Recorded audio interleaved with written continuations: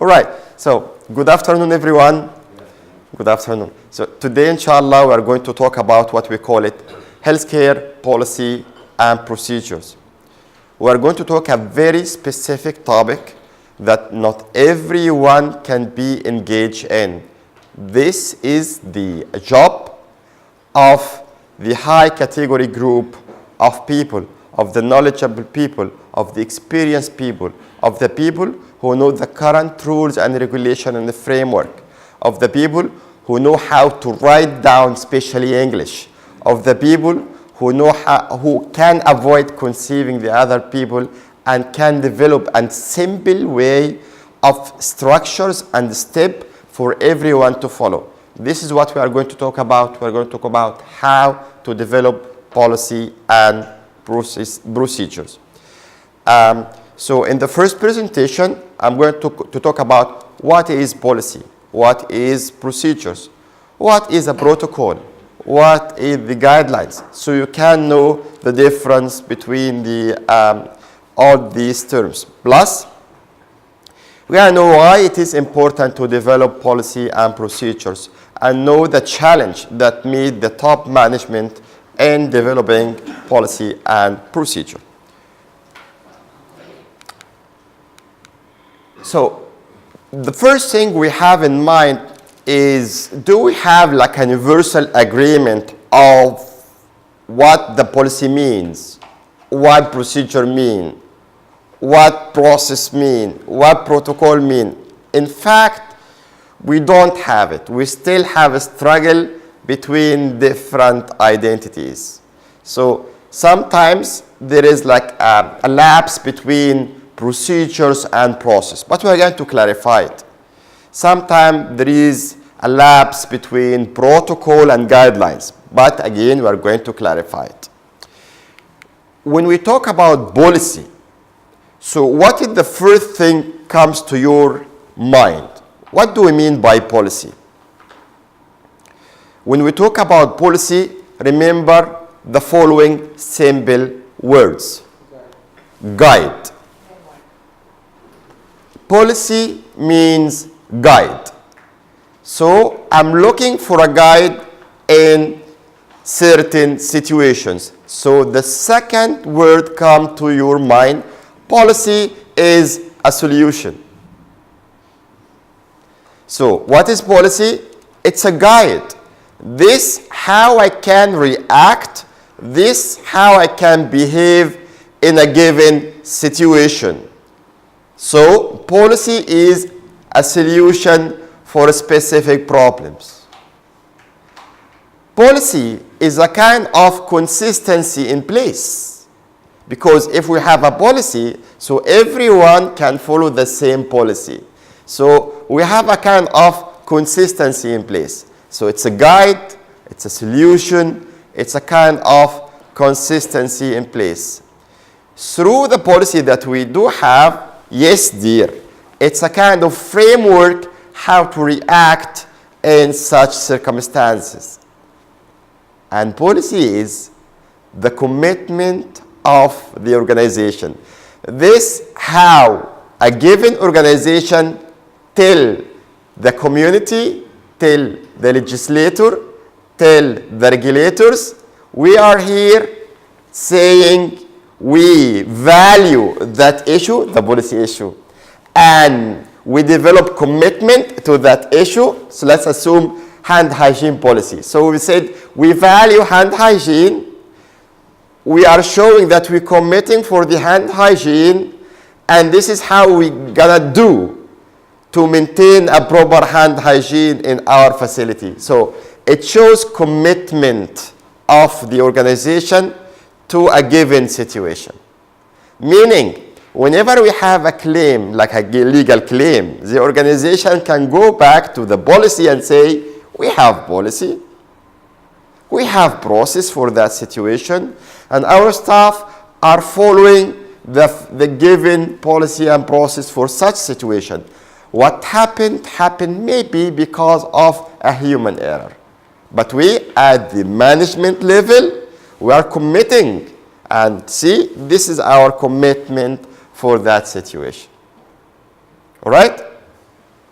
The point is how we can write down the policy, the tips in writing the policy, the actual framework we need to go through to write the policy. That's what we're going to learn from now onward. So we have a group of students. I would like you to listen to this group of students when they talk about what is policy. I'm amazed with Fatima. Fatima is going to give you what is actually the policy. The last girl in the video. Okay, so now let's go and know what are the different definitions of policy. Let's see the definitions from the people who write definitions. We have a very famous entity that gave us a good definition of policy. We have the Bureau of Business Practice. So, Bureau of Business Practice define policy as a guide, a consistent guide to be followed under a given set of circumstances. So when it comes to, for example, do surgery, this is our safe surgery policy. When it comes to the patient admission, so this is how we are going to do the patient admission. When it comes to deal with a complaint, so this is our complaint policy management. So it's a kind of a guide, so it's a kind of a consistent guide to be followed under a given set of circumstances. So that set of circumstances actually is the title, is the name of the policy. So when you come to that circumstances, follow that policy. All right? And we have what we call it the Health Information and Quality Authority. Health Information and Quality Authority gave us another definition for quality. They said a written statement clearly indicates the position and value of the organization on a given subject. Yes, that's what I have said. I have said that policy reflects how I value that position, how I respect that position. So when we do have hand hygiene policy, meaning I appreciate, I value, I give hand hygiene a high priority for me. That's why I assign resources, people, time, and money to develop such a document and to educate staff on that document to achieve that value, which is hand hygiene. So, yes, it is as what the Health Information Quality Authority define policy. It's a written statement, clearly indicates position and value for the organization and related to a given subject. Again, we have another definition given by Hollengel. Hollengel said, again, it's a guide. Again, they define the policy as a guide. So it's a guide statement to any decision making and related to process and activity. So simply, what is policy? It's a guide. Simply, what's policy? It's how we as an organization value certain topic. This is how we are going to commit to that issue. All right. So what are the attributes of good policy? So whenever we have actually a good policy, what should we consider when you write down the policy? What should we put in our mind that this is actually a good policy? Number one, it should be broad policy. Broad, so it can intact and can include lots of the issue in the policy. So when we say hand wash policy or hand rub policy, so let's have it hand hygiene policy, more broad. Now we're taking the whole subject, and it should be current. What do I mean by current? The guidelines I'm following is up to date. The law that I'm following is up to date. So I paste my statement, I paste my procedures based on the current and latest legislation and guideline. So it should be a current policy. Again, it should be comprehensive. I'm covering every aspect of that situation, and should be intact. Intact meaning there is no weak point in the policy. No one can attack that policy. No one can easily criticize that policy.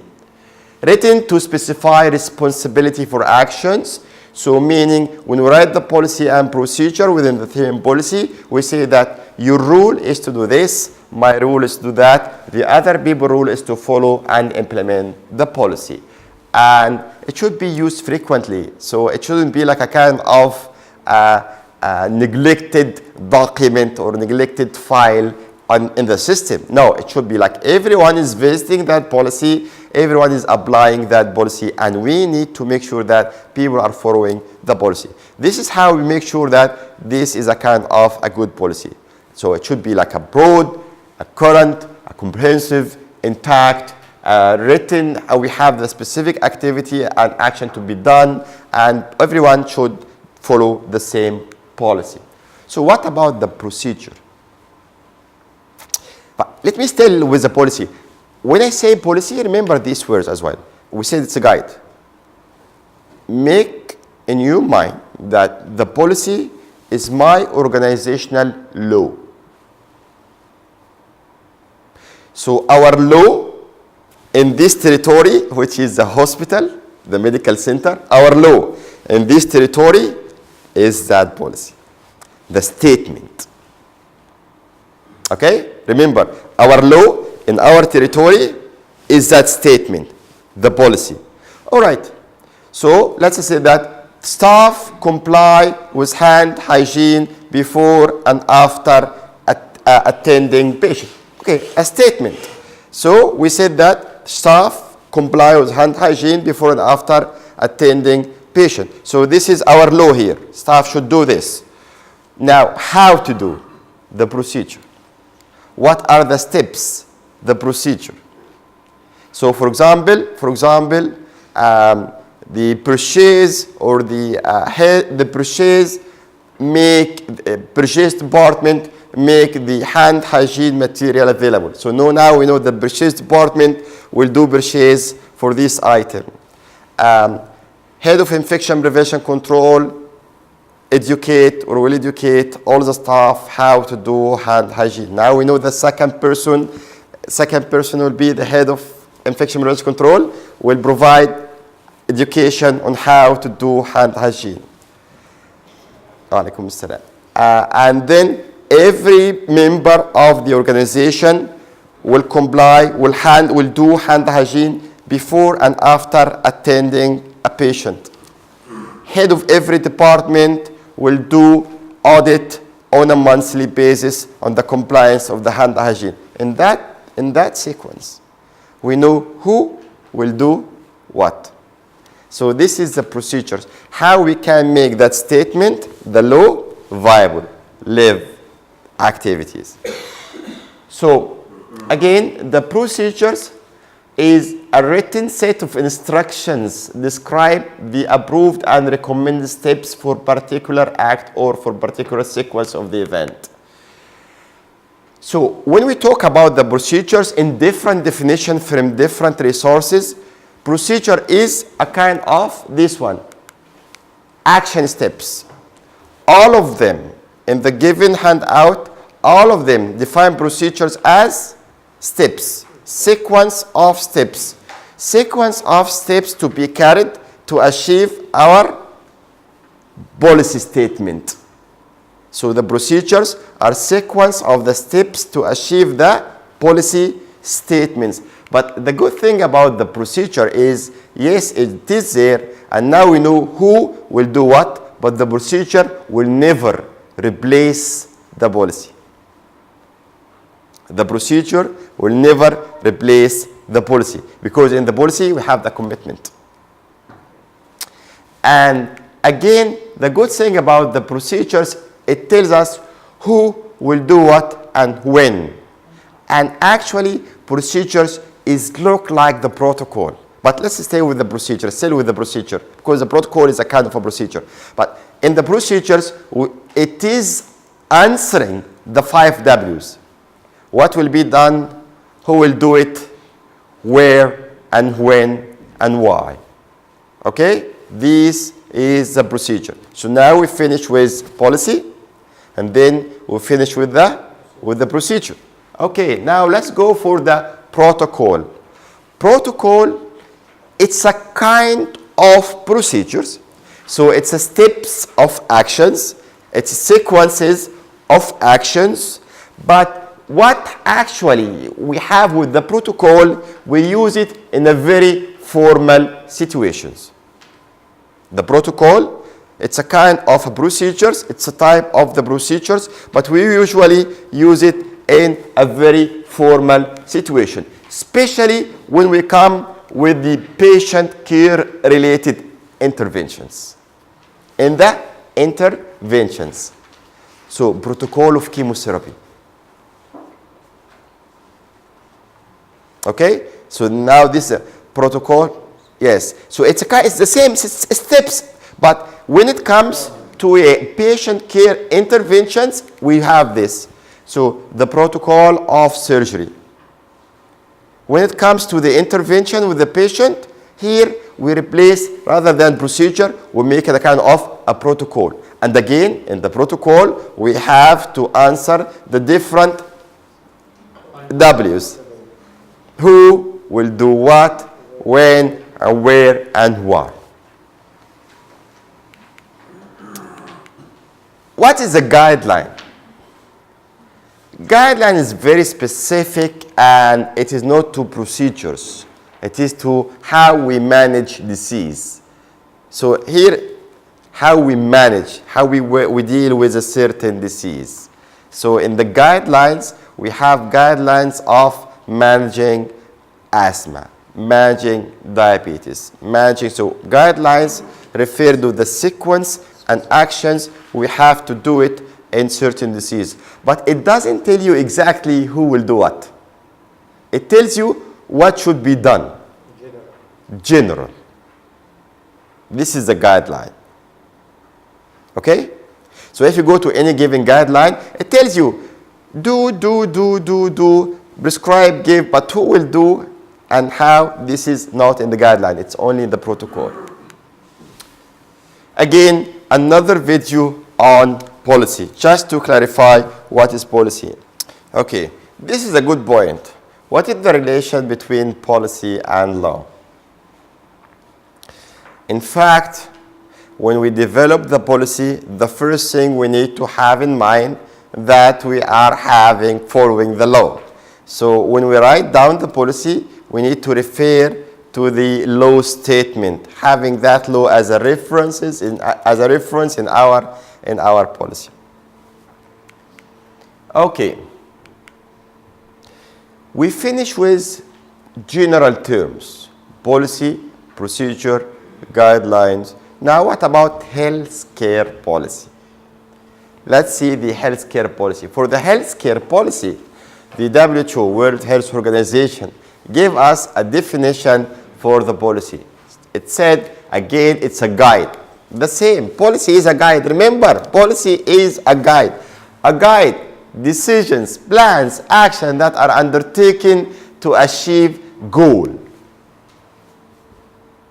So, in a simple, very statement by the WHO, policy is a guide to achieve health goal. Goal in our healthcare policy to achieve healthcare goal. Guide to achieve goal. That is as simple as it is. Forget about all of this, and now let's go for the, okay, now we have the policy as a single policy. So we have, when we develop the document, it has the policy as a statement, and it has a procedure like the set of actions we are going to take to achieve that statement. But in fact, we don't have one single policy. We have multiple policy and procedures, correct? So when we combine all of them, we come up with a kind of policy and procedure manual. So in every healthcare facility, you have to show policy and procedure manual. Remember, this is a structure indicator for every healthcare facility. It's a document, remember? Document is a structure indicator. So every healthcare facility has to have policy and procedure manual. A group of policy and procedure in one single thing. what can be as a one single thing? You might still using the paper version. So if it is in the paper version, you're going to have all of them in a kind of a binder. So now your policy and procedure manual will be your own policy and procedure binder. All right, so it's a kind of a physical paper that you actually have. Or you might have it as a document. So it is a document on your shared folder. Yes, document on the shared folder, meaning it's a folder on your desktop. Okay, or it might be you don't have a shared folder, you have cloud. So now it become an access point in the cloud where you can have your policy. Why I'm saying that? Because in the survey process of the accreditation, the first thing as a surveyor, I said, do you have a policy on hand hygiene, for example? Yes, I have it. Okay, can you show me how you access it? Is it available? Do you know how to access it? Show me the process. So if it is a document, still physical document, okay, actually, this is our policy document, and this is how I'm accessing. Okay, thank you. Meaning, people know that number one, there is a policy. People have learned about the policy. People know how to access the policy. This is a good indication of quality performance. But maybe, do you have a policy about, let's assume that, how to file a complaint? Actually, when we have a complaint, we try to solve it. We solve the complaint. So, you know, like we sit with the patient and we solve it. So, but do you have an actual policy for that? I think no, we don't. I never hear about it, actually. But in fact, it is there, and other people have training and education on that. But unfortunately, this person was not included in the training. Here is a negative point. Here is a kind of a finding, a recommendation in the accreditation report that there is evidence that not everyone is trained on how to deal with XYZ. All right? So once you compile your own policy and procedures, know what kind of manual you have.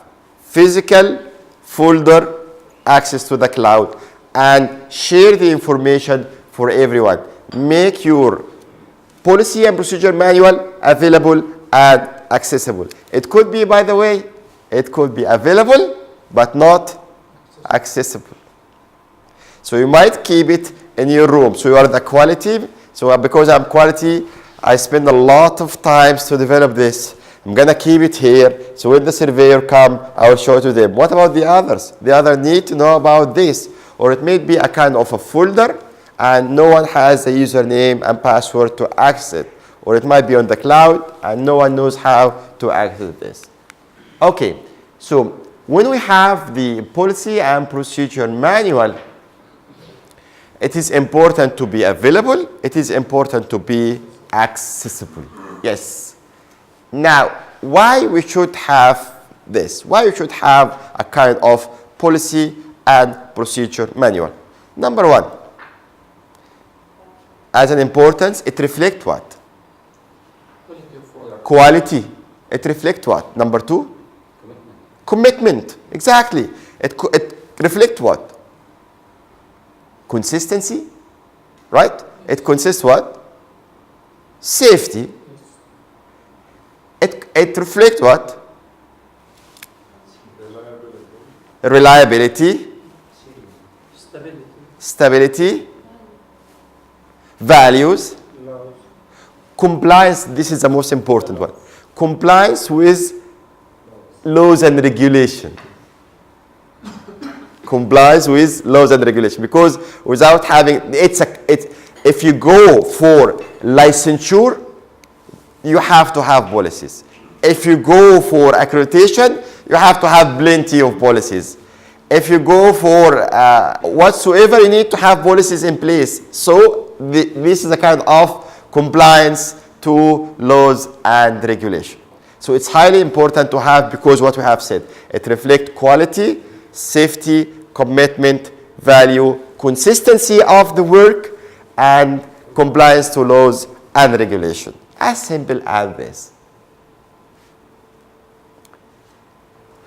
However, having policy and process and having policy and procedure manual does not in itself reflect we actually have 100% quality, but it reflects that we have quality. It's not a kind of 100% evidence that our performance is high quality, but it reflects the essence of a component, one component of quality. Sometimes we have the policy and procedure manual and we keep it available, accessible, and we forget about it. What happened now? We have a kind of outdated policies. What will happen if we have an outdated policies?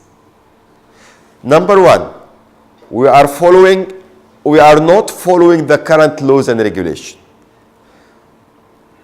If we did a mistakes, meaning a major allegation about the organization, and that's now meaning inappropriate patient management, because we are now following an old guidelines in our practice. So it's highly important to revisit the policy and procedures on a frequent basis, especially when you write down the next due date for revision. And I'm going to talk about two important words. One of them we call it review, one of them we call it revise. So we have a review policy and we have a revised policy. I'm going to explain this one later on. All right? So if it is as easy as this, it's a guide, as a policy, procedure is a steps of actions. It's easy.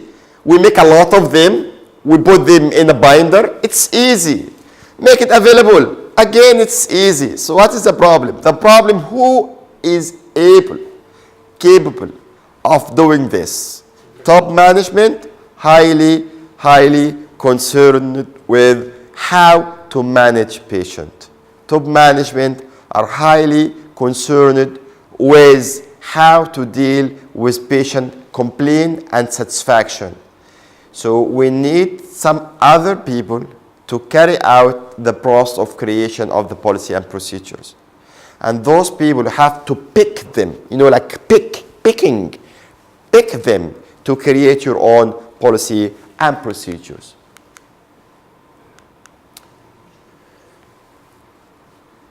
One of the most important issues we have to follow is whenever we are developing the policy, we need to go back to the most important aspect, to the law, to the regulation. And when we develop a clinical policy, so if it is an administrative policy, what is the most important thing to follow? The laws and regulation in that aspect. So recruitment policy. So what kind of law I should go and follow? Labor law. Waste management policy. What kind of law I have to go and follow? Environmental act, environmental law. If I'm going to talk about, for example, safety, what kind of law? Fire safety. What kind of laws and regulation I have to follow? Waste management policy. What kind of law I have to go and follow? Environmental act. Environmental law. If I'm going to talk about, for example, safety, what kind of law? Fire safety. What kind of laws and regulation I have to follow? Civil defense laws and regulation. If I'm going to talk about managing diabetes, what laws and regulation should to follow? Evidence-based. So it is not laws and regulation. I need to follow a guidelines. So I need to adapt a kind of an internationally acceptable, world-known guidelines, and I need to follow a guidelines. It's not laws and regulation. It will be a guideline. Okay? So it's highly important when you develop different types of policies, we know what kind of policy is this.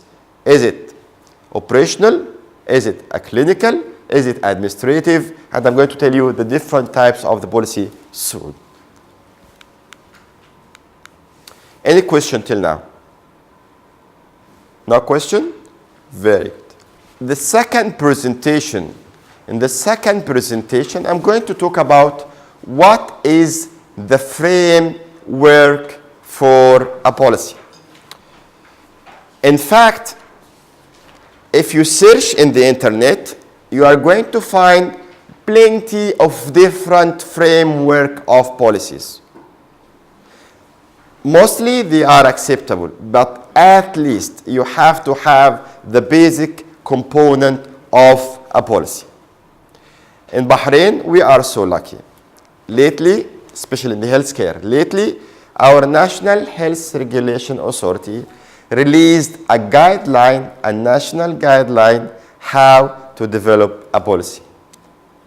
I tried to find, ask surveyors in Saudi Arabia up to 3 days ago. They said we couldn't give you like a national or a formal guideline of how to develop policy. So it depends. But today I'm going to give you an explicit, a neat way of how you can develop a policy. And this is derived from the NHRA, National Health Regulatory Authority of Bahrain. So when you start to write down a policy, you need to have a first page. That page should have your own facility logo. So now we know that this one belongs to you. And we need to have basic components. Basic components. What are the basic components for the first page of a policy? Number one, we need to have the reference number. All right, reference number. So how can we develop a reference number? So you can develop a reference number based on different ways. But I personally, at the personal level, I would say it will be good if you go and say, I'm going to develop that in that, the reference number in that way.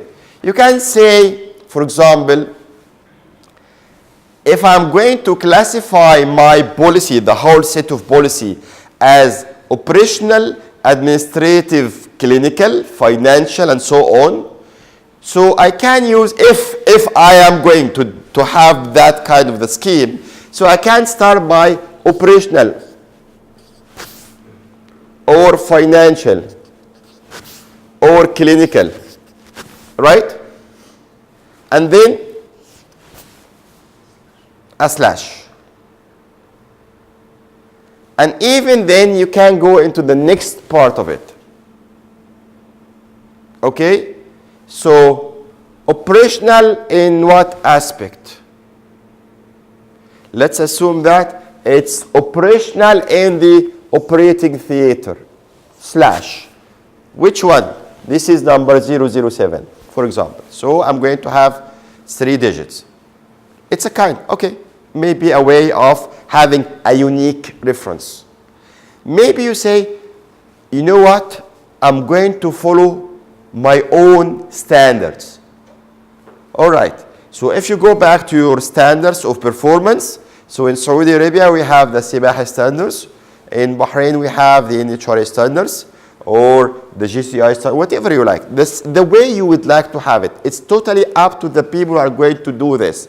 So you can say, for example, so leadership, for example, 2018-009.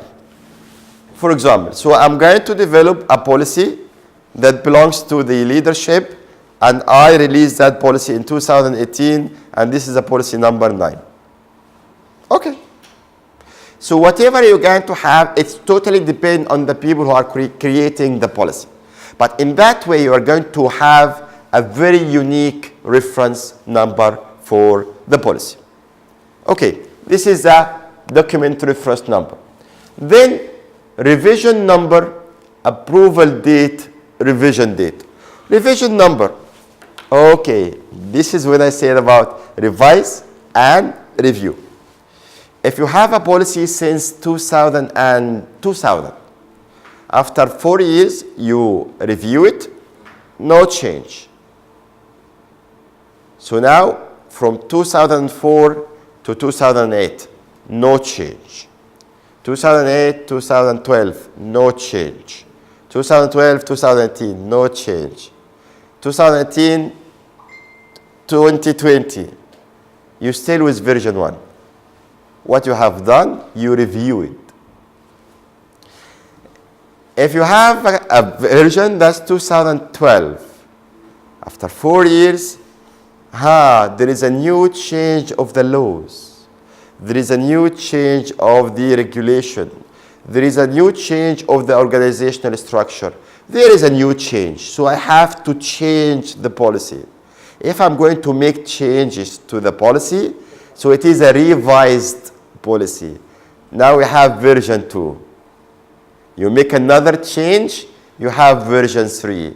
You make another change, you have version 4. So whenever you make changes to the policy, you have another version. So the one that you have now is version number 1 or 2 or 3. Approval date. Okay, whenever we have a policy, so the top management assign group of people to create the policy. So they took a duration of XYZ days. Then they come up with the policy. They gave it to the review approved it, they gave it for the approval date. Now, today, the 26th of October, you got the final approval of the policy.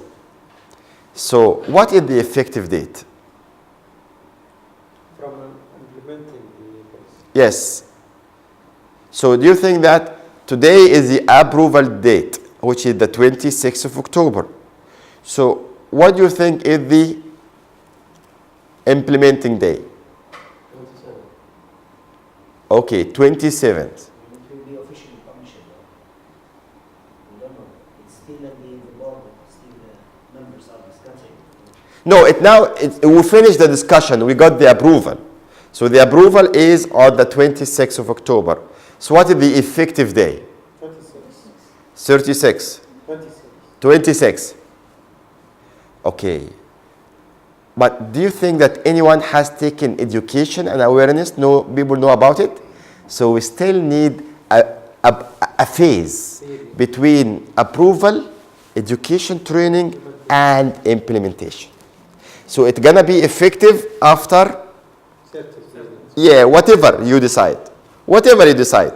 So we are talking about we have, as I said, approval date, and we have an effective date. So from the day of the approval to the effective date, this is an education and awareness phase for everyone. Once people know about it, start to be effective. And then we have the other revision date. Okay, so what is the maximum allocated time to revise your policy? In Bahrain and bylaws 2017, they stated that the maximum period for revise a policy maximum is 4 years. 4 years. So if there is no change of the guideline, if there is no change of laws and regulation, if there is no mandate to change the policy, so you can have your policy valid up to 4 years. So your next review date will be the 26th of 2022. Okay? I said 4 For Sibaha, 3 years. For Sabah, it's 3 years. Okay. So for Sabah, it's 3 years. Here in Bahrain, we have it up to 4 years by the latest release of our law, 2017. 3 years, but update annually.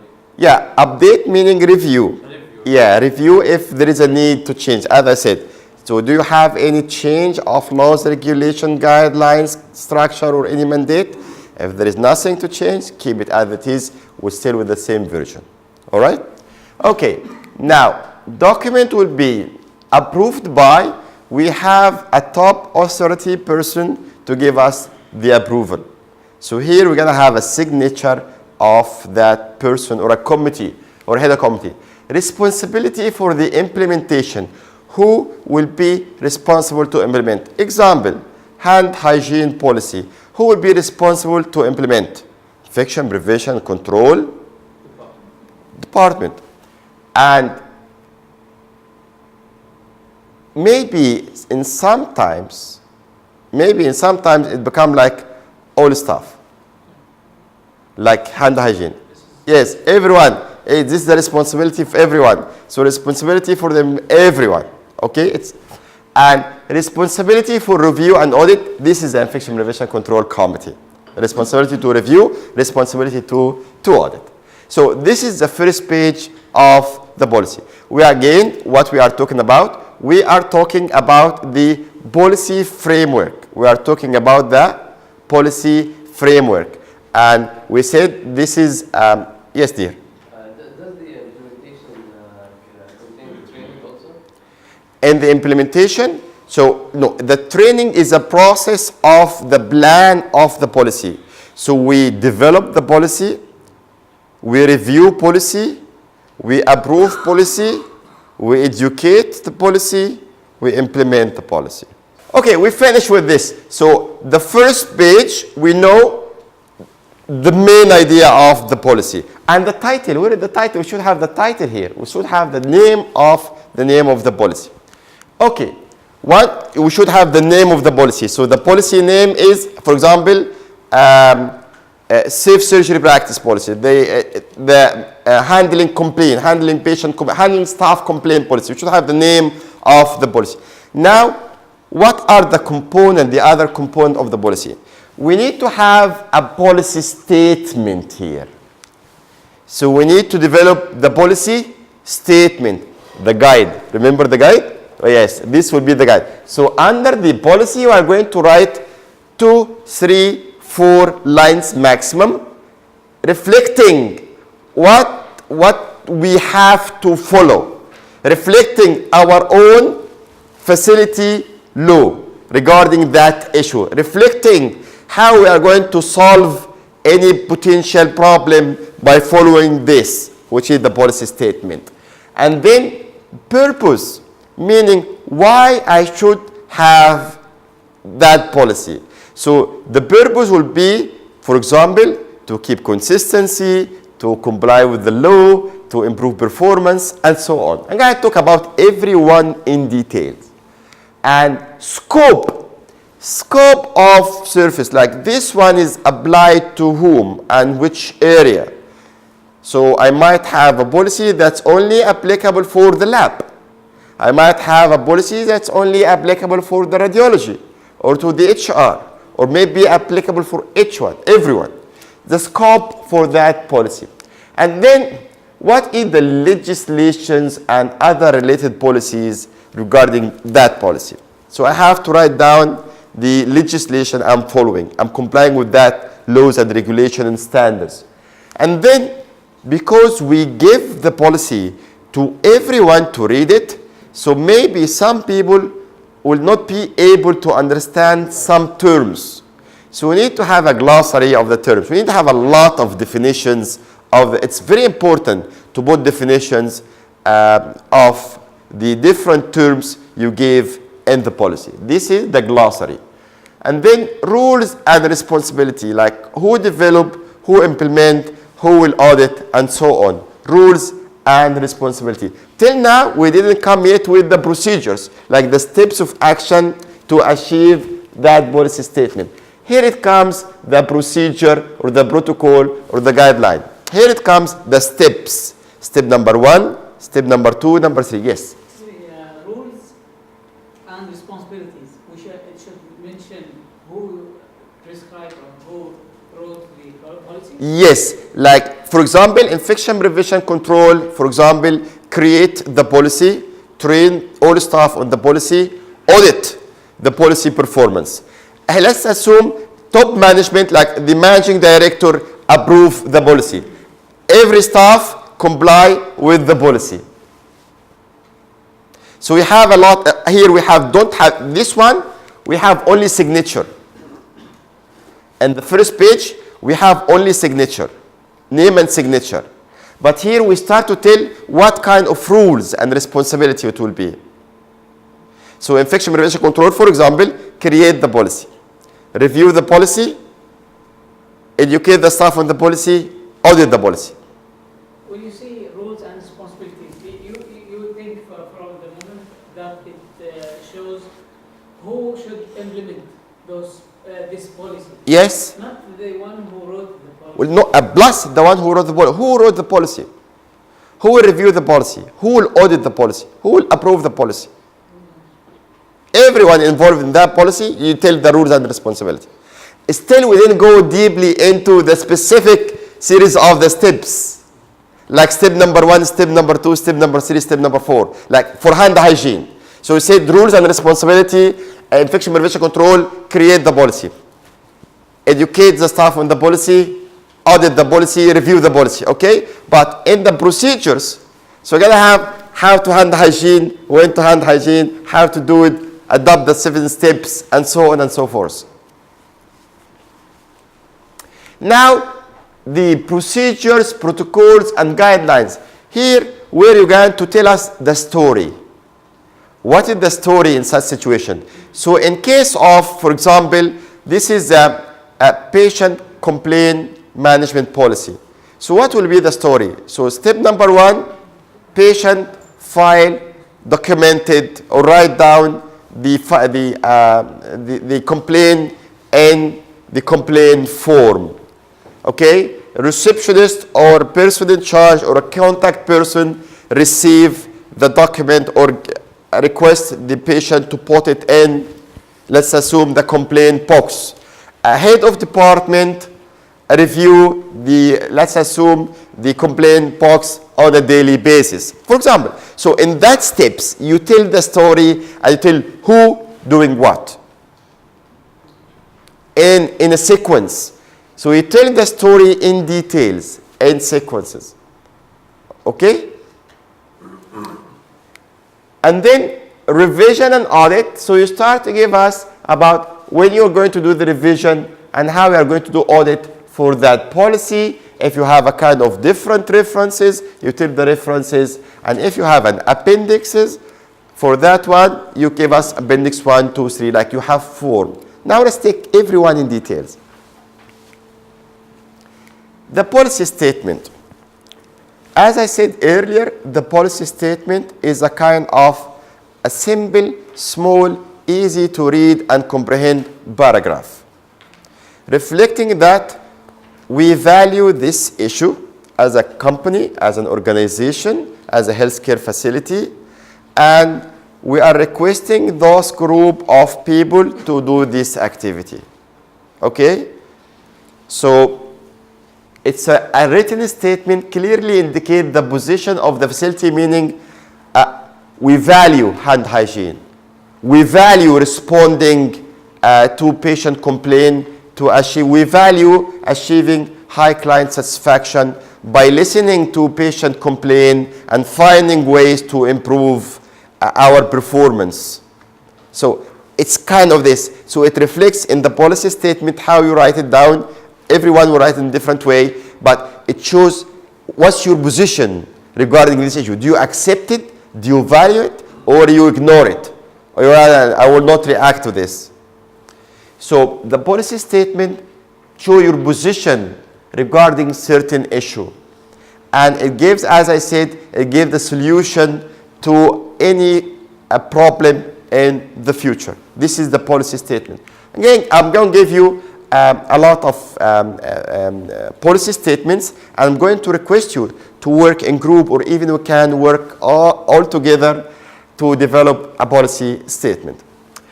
For example, this facility value the importance of policy and okay. So if I'm going to write policy on, policy and procedure making. You know that? We have to create policy on policy and procedure making. You know that. And the leadership standards, one of the leadership standards saying that every healthcare organization has to develop its own policy on how they are in the future are going to create and write down policy and procedure. So there is a policy on policy and procedure making. So this is how we can create it, how we can frame it. So this facility value the importance of policy and procedure as an essential backbone for keeping consistency and quality of service, and will use a standardized framework for developing its policy and procedures. What you understand from this statement? It's a guide. It's first statement guide. Yes, it's a guide. What you understand from this statement? Framework, implementing public policy. Number one, are we committed to writing policy, or we are not committed? Committed. And whenever we are going to write the policy, are we going to write the policy like by chance, or are we going to have a identified framework? Identified framework. And our ideas, how we value the kind of the policy and procedure, it is not necessarily, or it isn't necessarily? It's part. It's because we value this one as a backbone of quality and safety. Yes, it's a guide. What you understand from this statement? Framework, implementing public policy. Number one, are we committed to writing policy, or we are not committed? Committed. And whenever we are going to write the policy, are we going to write the policy like by chance, or are we going to have an identified framework? Identified framework. And our ideas, how we value the kind of the policy and procedure, it is not necessary, or it isn't necessary? It's part. It's because we value this one as a backbone of quality and safety. So this statement reflects all of this. Writing a policy is part of our culture. We value it. We are going to have a systematic way of writing this one by having framework, and we believe having policy and process will create quality and safety. This is what you can understand from such statement. Okay? So let's start by writing some statement. Let's start by working on this policy. Do you like to start working group? Let's assume, let's work on hand hygiene policy statement. Can we work in group? Write down. Just show like how you value the hand hygiene and what you are requesting from your own staff. This is like a first step of writing the policy.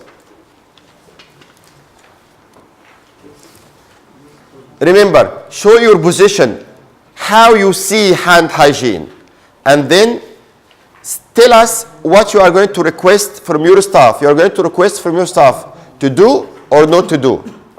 Okay? So tell us how you value hand hygiene, and tell us what you are requesting from your staff regarding hand hygiene.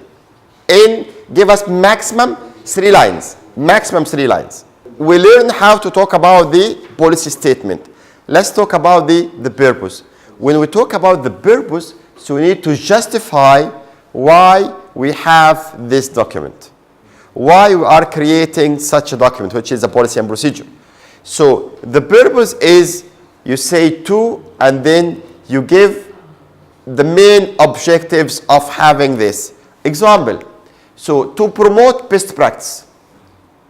Example, to standardize practice. Example, to comply with laws and regulation. Example, to have consistency in place. Example, to achieve SIBAH standard number whatever. Example, to achieve the current legislation released by Ministry of Labor. So in that way, so when you write down the purpose, write to and write verb. Okay? To and positive verb. So you are having this document, you are creating this document for a reason. That reason is the purpose. To create consistency, to create safety, to create a framework of response in such situation, to comply with laws, regulations, standards, and so on and so forth. Okay? Now let's have one single purpose here. So one of the purpose is?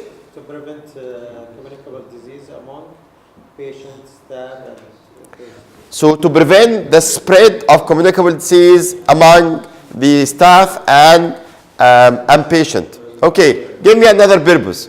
Why we should have a policy on hand hygiene? To continue our leadership in fighting the disease and promote Okay, to continue our leadership. So they are already at the top position and to continue their leadership. Okay, promote health standards.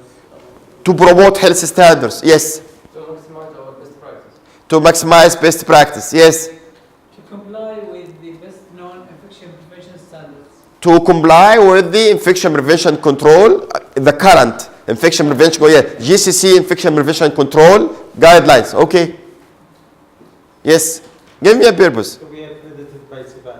To be to comply with the SIBAHI accreditation standards. To comply with the SIBAHI infection prevention control accreditation standard. Purpose. Yes. Why not? Sometimes we can write more than Yes. Write 3, 4, 5, 6, whatever you like. This is the purpose of that document. That's why I create the document. Okay, as we said earlier, when we write down the policy, we actually have a nice framework. I'm presenting for you a nice framework. That framework is adopted from the Bahrain National Health Regulatory Authority framework for developing healthcare policy and process guidelines and protocols. So when we start at the first page, the cover page of the policy, we start by having the logo of our organization. And then we write down the policy name. Then, so now we know the policy name. After we have the policy name, we give the policy a reference number. And as I said, it's totally depend on that organization, how that organization is going to have its own reference number. I gave you some example, like we can say operational, so the first 3 letters of the operational in the operating room 2007, or we can have the operational in the year of the release and the number of the release of the policy in that year. So for example, operational 2018, the policy number 009. It depends how the organization is going to have its own reference, totally up to the organization. Okay? So we have the document reference number, and then we have dates. We have the number 1 at the approval date, and we have the approval date, we have the revision date, and we have the implementation date. So approval date is the date of the approval. Implementation is a few days later on after the approval. So we give a space for training, orientation, and everyone can know about the policy.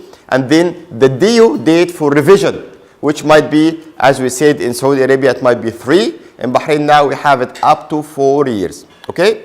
Besides, you can do the review every year, depends on any new mandate, change of law, change of regulation.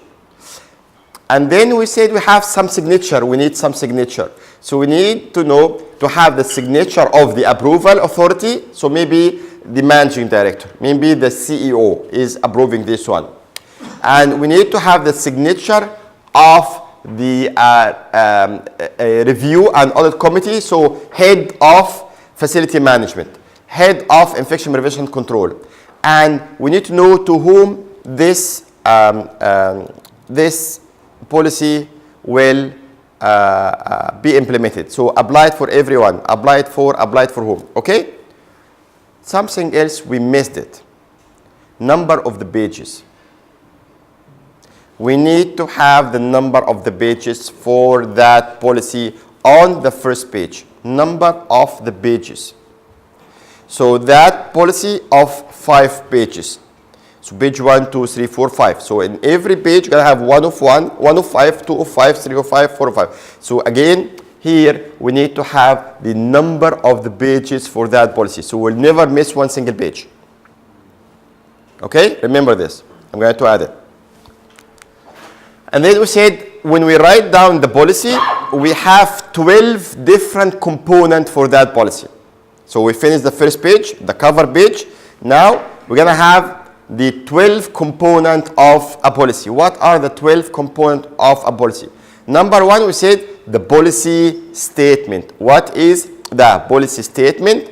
This is how we value the topic, and this is how our commitment to the topic, and this is how we are going to deal with the topic. This is our guidance, our guide to solve that topic. For example, a patient complaint. So the policy statement is going to say that how we are going to accept and work on the patient complaint to achieve high quality performance and high client satisfaction. So we have to value this. This is a policy statement. We talked about it earlier, and then we talked about the purpose. And when we talk about the purpose, give us why you are creating such a policy. So when you write the purpose, so give us a very positive things. I creating that policy to promote efficiency, to promote quality, to promote safety, to create culture of sustainability, to enhance the performance, to have consistency in place, to comply with the current regulations, to comply with the legislation, to comply with the accreditation standards. So give us the purpose of your policy. So we finish the statement, and I'm going to give you today lots of the English writing tips, how to phrase the statement. I'm going to the statement in details, don't worry.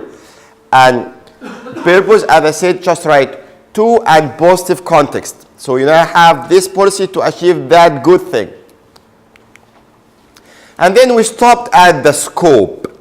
And we said that the scope, what is the scope of that policy? To whom we have to address that policy. So we need to identify the users of this policy. We need to identify who are the user of this policy. Maybe the scope is the whole hospital. Maybe the scope become the operating theater. Maybe the scope is the diagnostic department. Maybe the scope is the laboratory. Maybe the scope is the intensive care unit, the pharmacy. So in the hospital wide.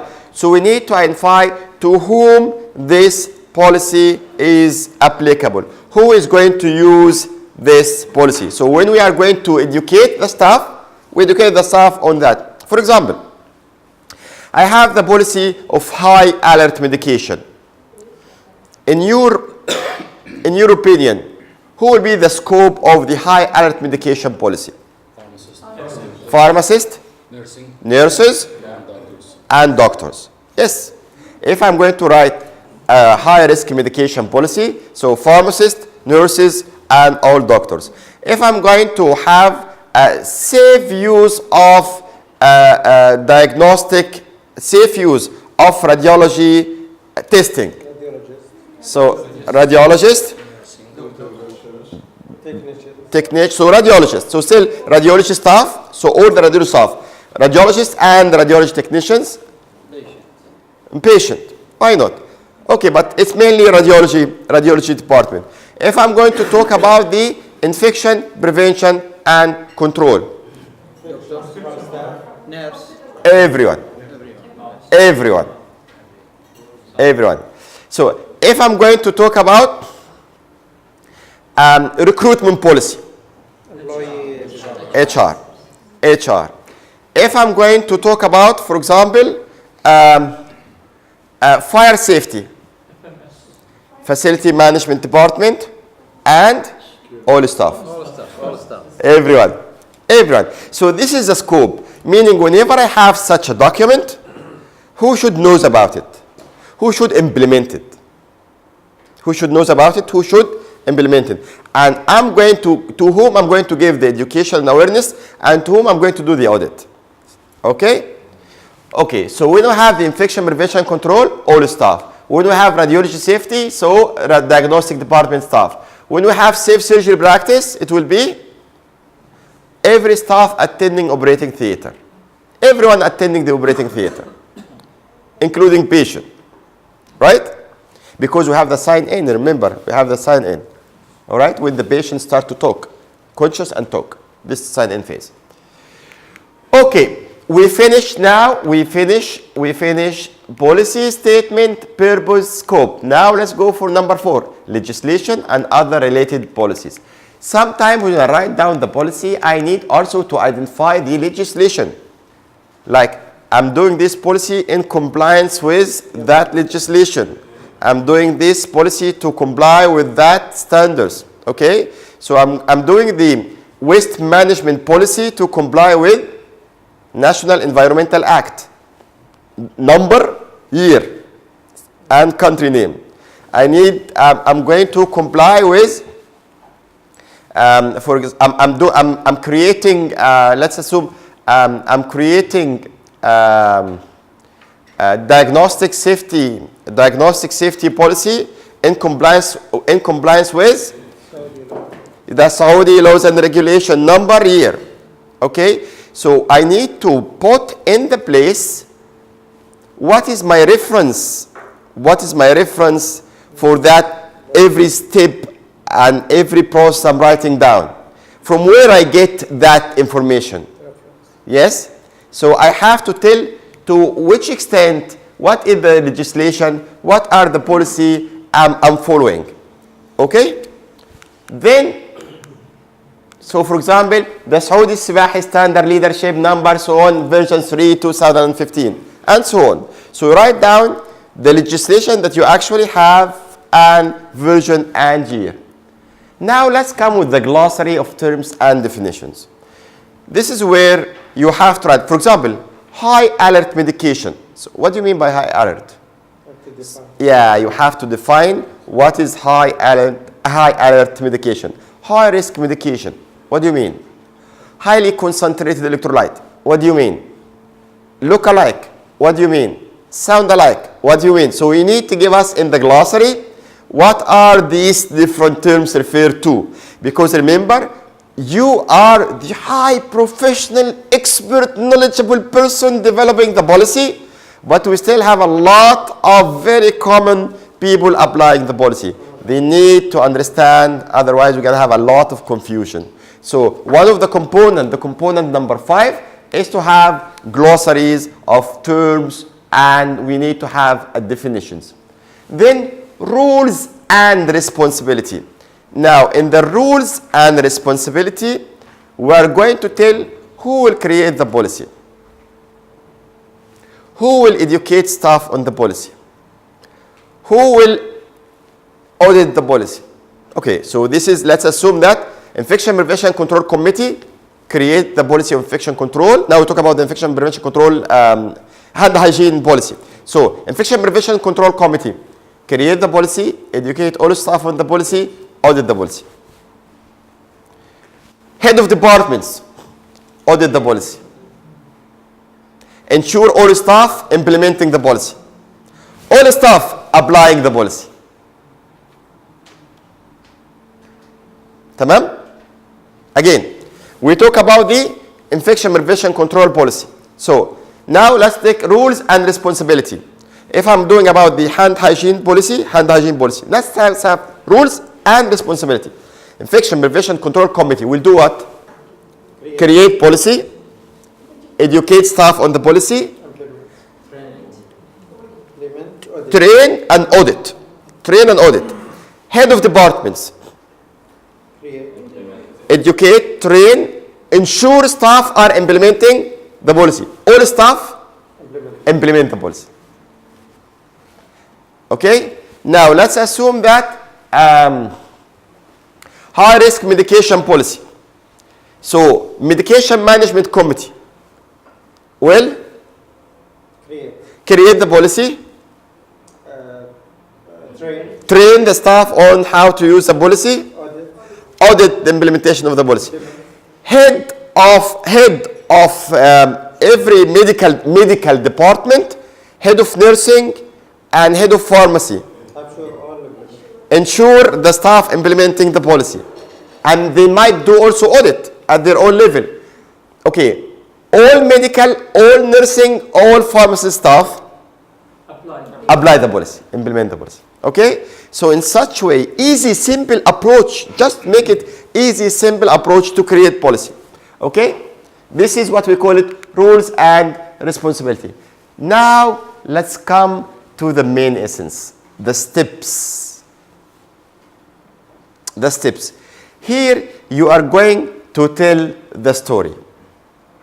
I'm highly recommending you, if you attend with me, the quality management. So remember the flow chart. Write down, draw a flow chart for the whole process. Once you draw the flow chart of the whole process, break it down into actions and people. And then write the procedure from the beginning, and those people do this. Those people do that. Those people do this. You're going to have the procedure. Again, when you write down the procedure, remember how we created the flow chart. Make sure you didn't miss one single step. Make sure that you have a second opinion from a consultant for that process. And then when you have your own flow chart, so you have people doing action. So in the procedure, you write, those group do this. Those group do that. Those group do this. In case of, we do this. Okay? This is how we can simply create the procedure. And remember, when we talked about the procedure, we said it's steps. It's a consequences of steps. Okay? Consequence of steps in the first presentation. Procedure means consequence of steps, meaning steps in order. 1, 2, 3, 4, 5 steps.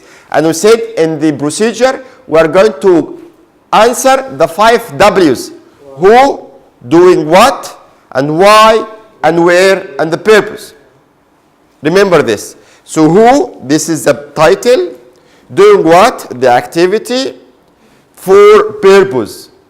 Where maybe, for example, in the pharmacy, for example, when we talk about the sequence of client complaint policy, so we said client document the complaint in the complaint form. Client put the complaint in the complaint box. Head of department collect the complaint on daily basis. Head of department investigate the root cause of the problem. Head of department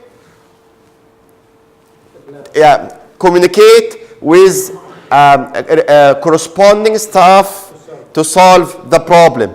Head of department contact the client to clarify the activity taken. And then client agree, approve, and satisfy with the activity. So keep the activity on the document. Client doesn't is not happy, for example, with the taken activity. Client agree, approve, and satisfy with the activity. So keep the activity on the document. Client doesn't is not happy, for example, with the taken activity. So we go for the next step. We take it to and so on. So just tell a position, a group of people, and activities in sequences. Meaning when you have the same situation, this is exactly how we are going to deal. Okay? Meaning, are we going to accept verbal communication? Verbal complaint? No. Yes. We are going to request the client to document the complaint. So can the client document the complaint in a blank paper? No. The client, we request the client to document in the complaint form. So now we have a framework.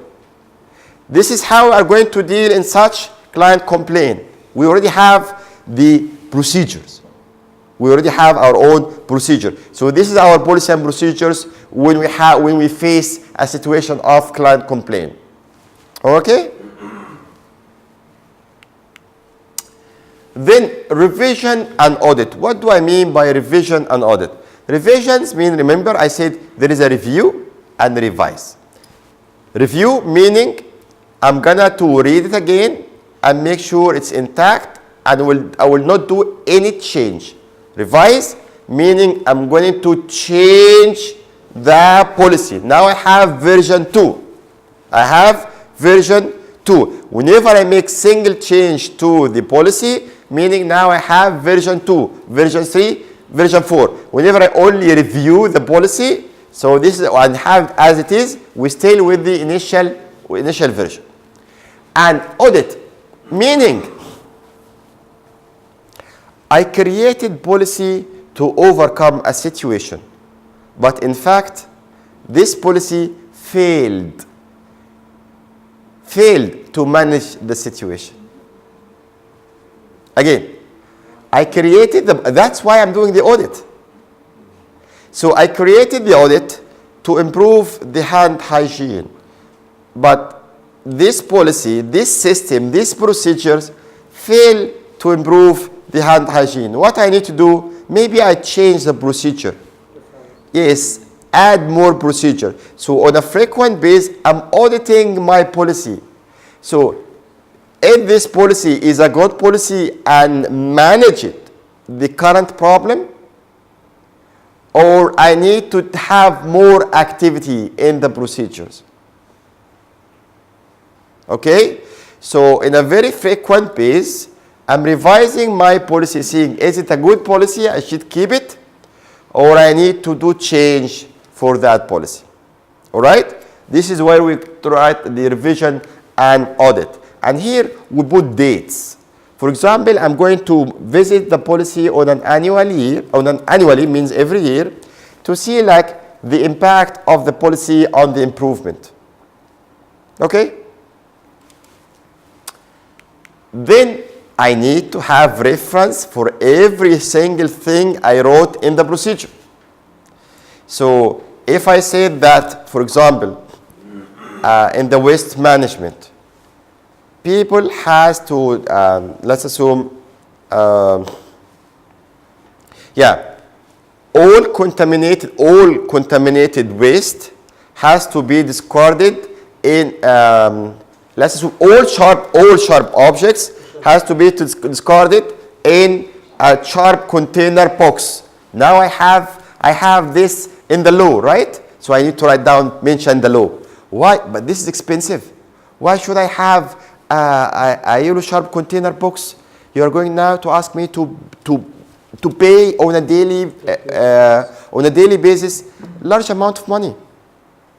So this will cost me a lot. Why should I have to do it? Because the law said all the sharp objects have been discarded in a safe sharp container box. So I gave you this statement based on that reference. So write that reference. Okay? For example, when we talk about the recruitment policy and we talk about the incentives, we talk about the working hours. So all staff will work 8 hours a day, 6 days a week. Why 8 hours? I only want to work 5 hours. Yeah, but the labor law said that it's 8 hours.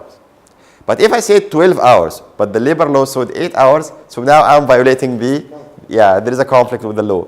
So I have, whenever I write something and there is a law and regulation here, I have to mention it in the reference. Okay? And we have different types of references. So we might have a reference from a journal, if it is like a clinical policy. You might have a reference from a book, again, if it is a kind of administrative or, again, a clinical policy. Or you might have a reference from a website, or you might have a reference from corporate body. For example, NEHRA, Sibahi. So in that way, you have to tell us the reference. You are doing this to comply with this requirement or these standards of the accrediting bodies. Finally, the appendixes. What do I mean by this? Sometimes, for example, when I say that client complaint policy, I'm talking that at the beginning, the client file and document the complaint in complaint form. Now I have complaint form. This is a form. This could be the appendix number 1. So where should the client document his complaint? In appendix number 1, have it as a copy. Okay? A flow chart of the process. So we have 16, 18 steps, and we come into a decision. So we need to develop our own flow chart for that process. So this might be appendix number 2. Are we counting the appendixes in the total number of the policy? No. All appendixes are separate from the number of the policy. All the appendixes are separate from the number of the policy. Okay? Otherwise, we're going to have a very long policies. Okay? And finally, we're going to have signature page. This signature page will be for the scope of the policy, meaning for the people who read and acknowledge that they know about the policy. So it will be, for example, if it is in the diagnostic, so all the diagnostic staff. If it is in the operating room, so all operating room staff. So this is what we call it the signature page, where you have the staff name and you have the staff positions and location, and you have their own signature. Once again, just only one. And finally, we need to have the key stakeholder review of the policy. What do I mean by the key stakeholder review of the policy? For example, I'm going to create, for example, safe surgery practice. It is applicable for the operating theater. Fantastic. So, did I have a conversation with the head of the operating theater? Did I have a conversation and agreement from head of surgery? Did I have conversation and approval from head of nursing who are going to, their staff are going to implement this? So you need to give for those stakeholders a draft version of the policy, and they have to sign that acknowledgement that they have read the policy and they acknowledge that they read and approve implementation of the policy in their departments by their staff. Once you have this, then you can start and implement the policy. So we have a lot of signature here. Well, number 1, signature of the top approving body at the beginning, signature of the reviewing committee, and we have signature of every staff member who is involved in application of the policy, and we have a signature of the main stakeholder where this policy will be applied. Please. I forget my question because it just came up right away. Okay, next time I'll take it. Okay, sir. Thank you. I mean, regarding the signature, everybody has to sign it in that paper? Yes, because we need to make sure that everybody knows about the policy. The policy Yes. that will gonna be implemented Exactly. and everywhere No, in the applicable area. in the applicable. In the applicable area. Okay? How about Everybody why? In the scope. Everybody in the scope. in the scope of work. Yes. You have to sign it. Yes. In that way, this is your evidence as a management that you train and your staff knows about the policy. Excuse me, including the ambulance driver, for example? Is it applicable for the ambulance? Yeah. Okay, in case of referral policy, so we had, now it's applicable for the ambulance staff. So the ambulance staff were gonna sign about their scope of work, and they were gonna sign about the... how- No, hold on. No. We have two different signature here. This one, signature page, this is for the staff in the department where that policy is applicable. Risk managed, so high alert medication policy applicable in pharmacy. So we have a list of all people working in the pharmacy where they deal with the medication and dispense medication. We have their list, we have their position, we educate them on the policy, and we tell them this is your rules and responsibility regarding this policy, please sign that you know that there is a policy called high risk medication policy, and this is what you should do in case of. So they read the policy, you train them on the policy, then they sign the policy. If they didn't sign, meaning it's not applicable for... No. If they did, they have to sign if you educate and tell them about it. Okay. And this will be, as a management, your evidence that you did the training and awareness on the policy. Okay. Good. If we have 10 people, and we have 7 signed and 3 didn't sign, meaning there are 3 who missed the training. Cool. Now, we'll take this one to the nursing. Is it applicable? Yes. High risk medication policy is applicable in the nursing. We need to have the total number of that, all the list of the names of the nurses working in this facility. We have multiple sessions. We train and educate them on the policies. Then we request them to sign. All missed name or not signature, meaning those group didn't receive awareness and training. Meaning now you have a problem. You have some people who are not aware of the policy, meaning we have discrepancy. Whenever we have the situation, some will do according to the policy, others do away from the policy. Okay, who are those? Those are the head of departments. I'm the head of nursing.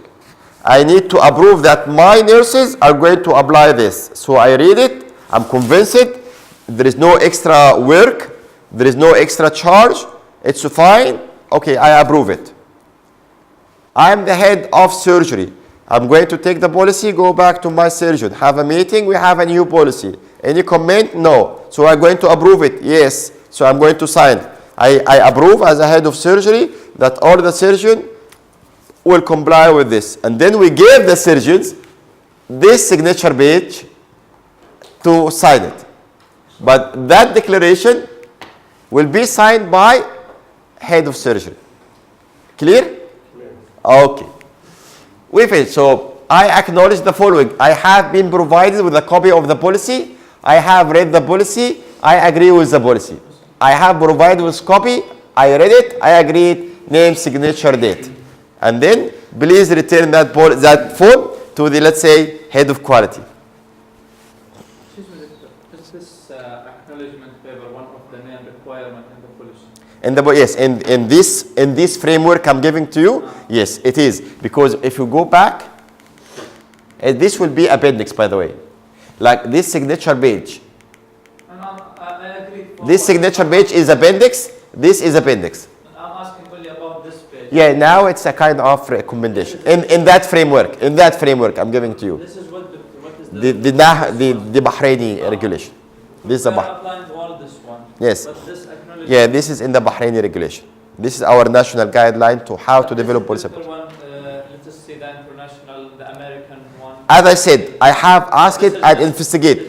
There is no one single, in some areas, no one single format for policy. That's why if you just try to search prevention of fall policy. You're going to have plenty of versions. None of them have the same unique framework. So look at this one thing. Sorry? Yeah, they are different in terms of the framework, but it's better to have a universal or national framework. You know who is doing this? In Canada. In Canada nowadays, they are creating a framework for every single thing they are using. So a framework for the policy, this is a framework. A framework for donation form, this framework. A framework of consent form, this is a framework. Meaning the practice in different healthcare facilities are the same. So whenever there is a legal claim, it will be applied, yes, easy.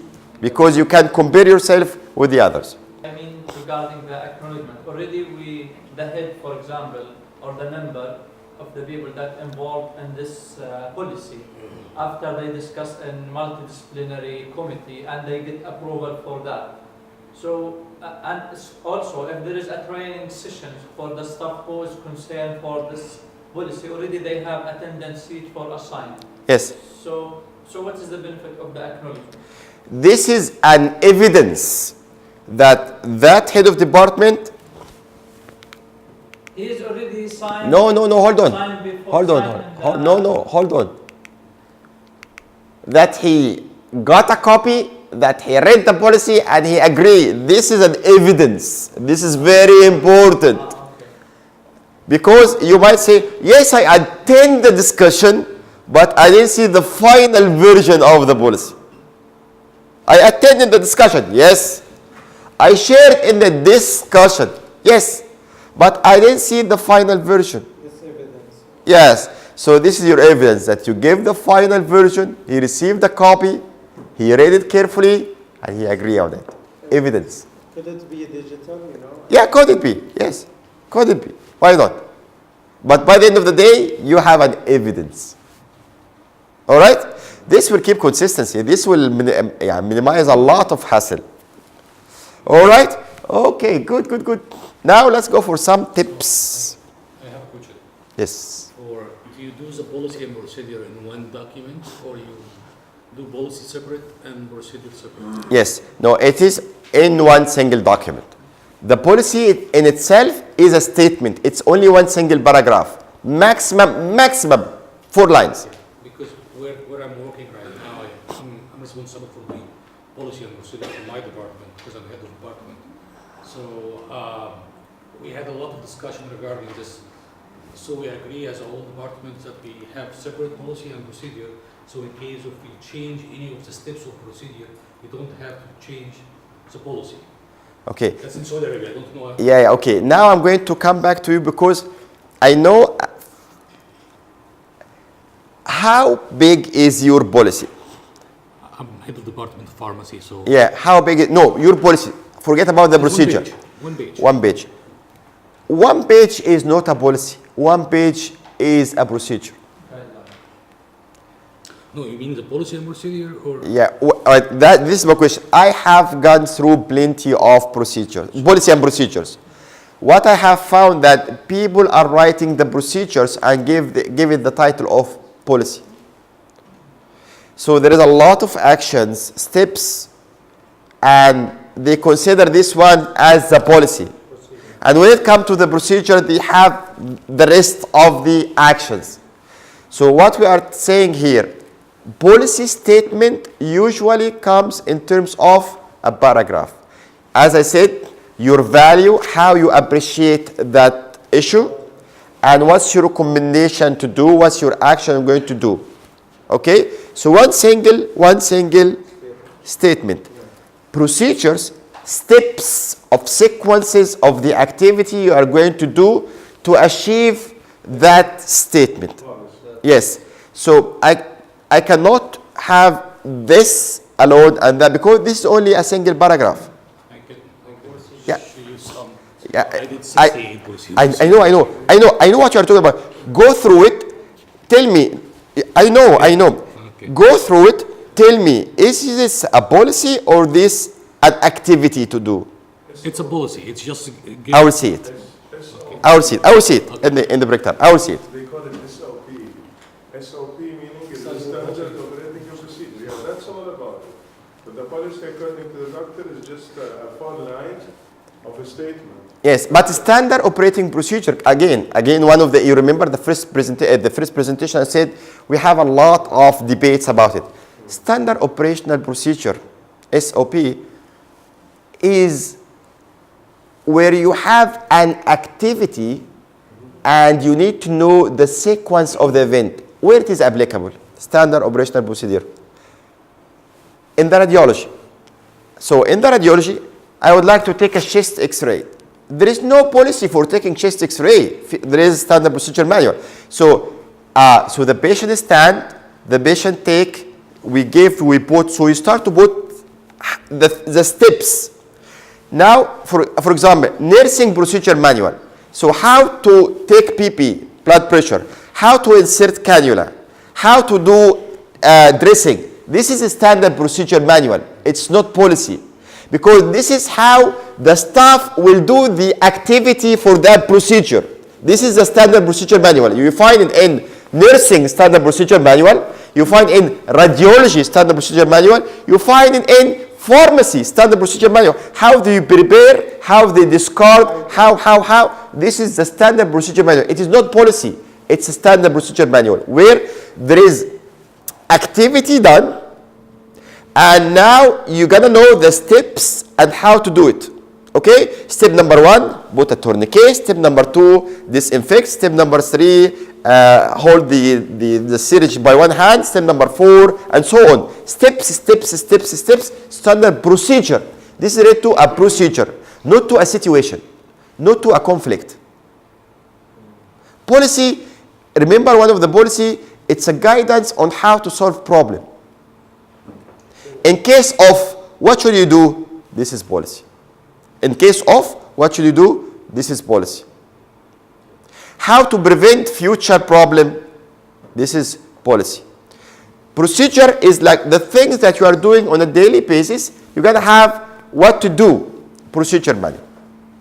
Laboratory procedure manual.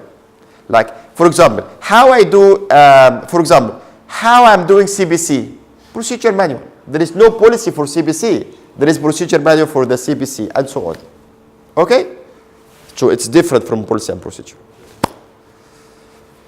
Now, let's go into what are the different categories of policy and procedures. We have plenty of categories. So we're going to have personal healthcare policy, pharmaceutical policy, policy related to the public, especially if you are a governmental agency like the Ministry of Health. So you're going to create a public policy. For example, vaccination policy, screening policy, tobacco policy. We're going to have financial policy. We're going to have access policy. We're going to have quality policy. So we do have different types of policy. But also, we can classify them in different way. We can classify them in operational policy. So this is how we run our operation in the hospital. And we can have administrative policy. This is how we do everything with no relation to the patient. And we can have clinical policy. This is how we deal in a way when we come in contact with the patient. Everything related to the patient. So if, for example, I'm doing a clinical policy, so hand hygiene, this is clinical policy. Safe surgery practice is a clinical policy. High alert medication, this is clinical policy. Administrative, so purchase policy. Recruitment policy. Periodic preventive maintenance policy. It's administrative. No, this is operational. This is operational. Hiring, selecting staff, administrative policy. Operational policy, access to the service, like how we can accept a client to the service. So access to the service policy. No, this is not. You switch it. Yeah. Oh yeah, I switch. Okay. So operational policy, for example, the operation, periodic preventive maintenance is an operational policy. Operational policy meaning facility management is operational policy. Operational policies, let's assume that fire management is an operational policy in that way. Okay?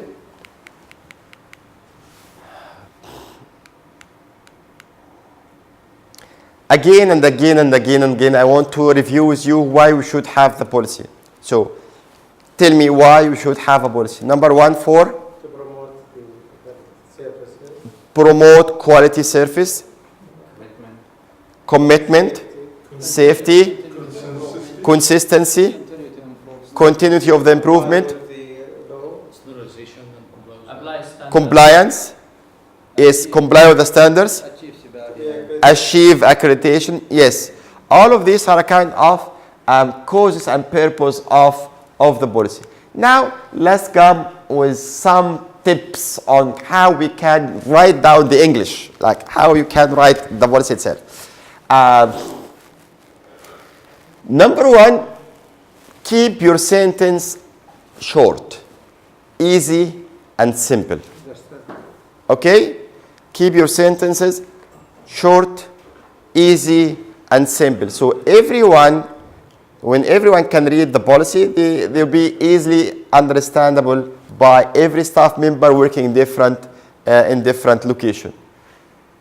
Avoid major terminology that are difficult to be understood, especially the specialized terminology. Avoid abbreviations. If you are working, for example, in HR or in purchase or in inventory, you have your own term.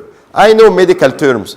And when it is my rule to write a policy on medical whatsoever, I'm going to give you a very hard time with my terminology. So try to avoid the very specific, complicated terms. Sometimes when you write policy, it's better to personalize the policy. So sometimes you can say, you have to do this, that staff has to do that. So this will give a kind of ownership of the activity. So we know who will be accountable to do the requested procedure. Try to avoid the fuzzy, uncertain, ambiguous word. Just say exactly what you want directly. So be to the point and don't give ambiguous word, hazy words. Just give me directly what you want. Wash your hand. Okay. Discard sharps in the sharp box container. Okay. Yes, just be direct. Tell me exactly what you want me to do. Dispense dangerous material or contaminated waste in yellow bag containers. Okay.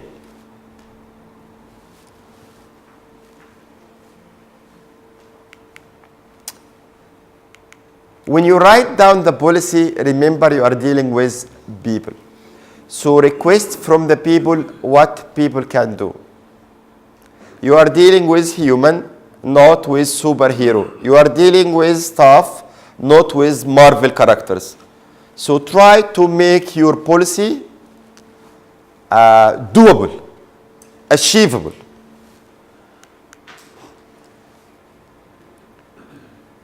Don't use passive voice.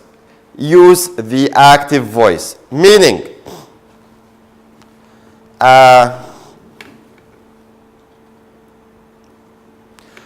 all contaminated items should be thrown in the waste, in the yellow bag container. Passive. Put contaminated item in the yellow bag container. Active. So the complaint form will be received by staff in the reception. Reception staff receive or hand in complaint form to the client. So avoid the passive, go direct to the active. So give me who will do exactly what. In that way, we're going to have accountability for the activities. We are going to take this presentation and then you are going to develop one policy. Now, directly.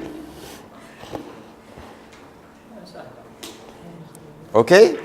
We'll take this presentation and personally, you are going to develop one policy.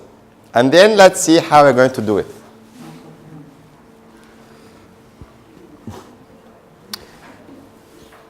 We're still with the guidelines of how to develop the policy. And here we have some recommendation for you. Some recommendation, forget about the manual. Forget about the manual. For procedures, why we are going to talk only about the policy and the procedures? I'll give it. We are going through that. So now let's have some other tips on how to develop your policy and procedure.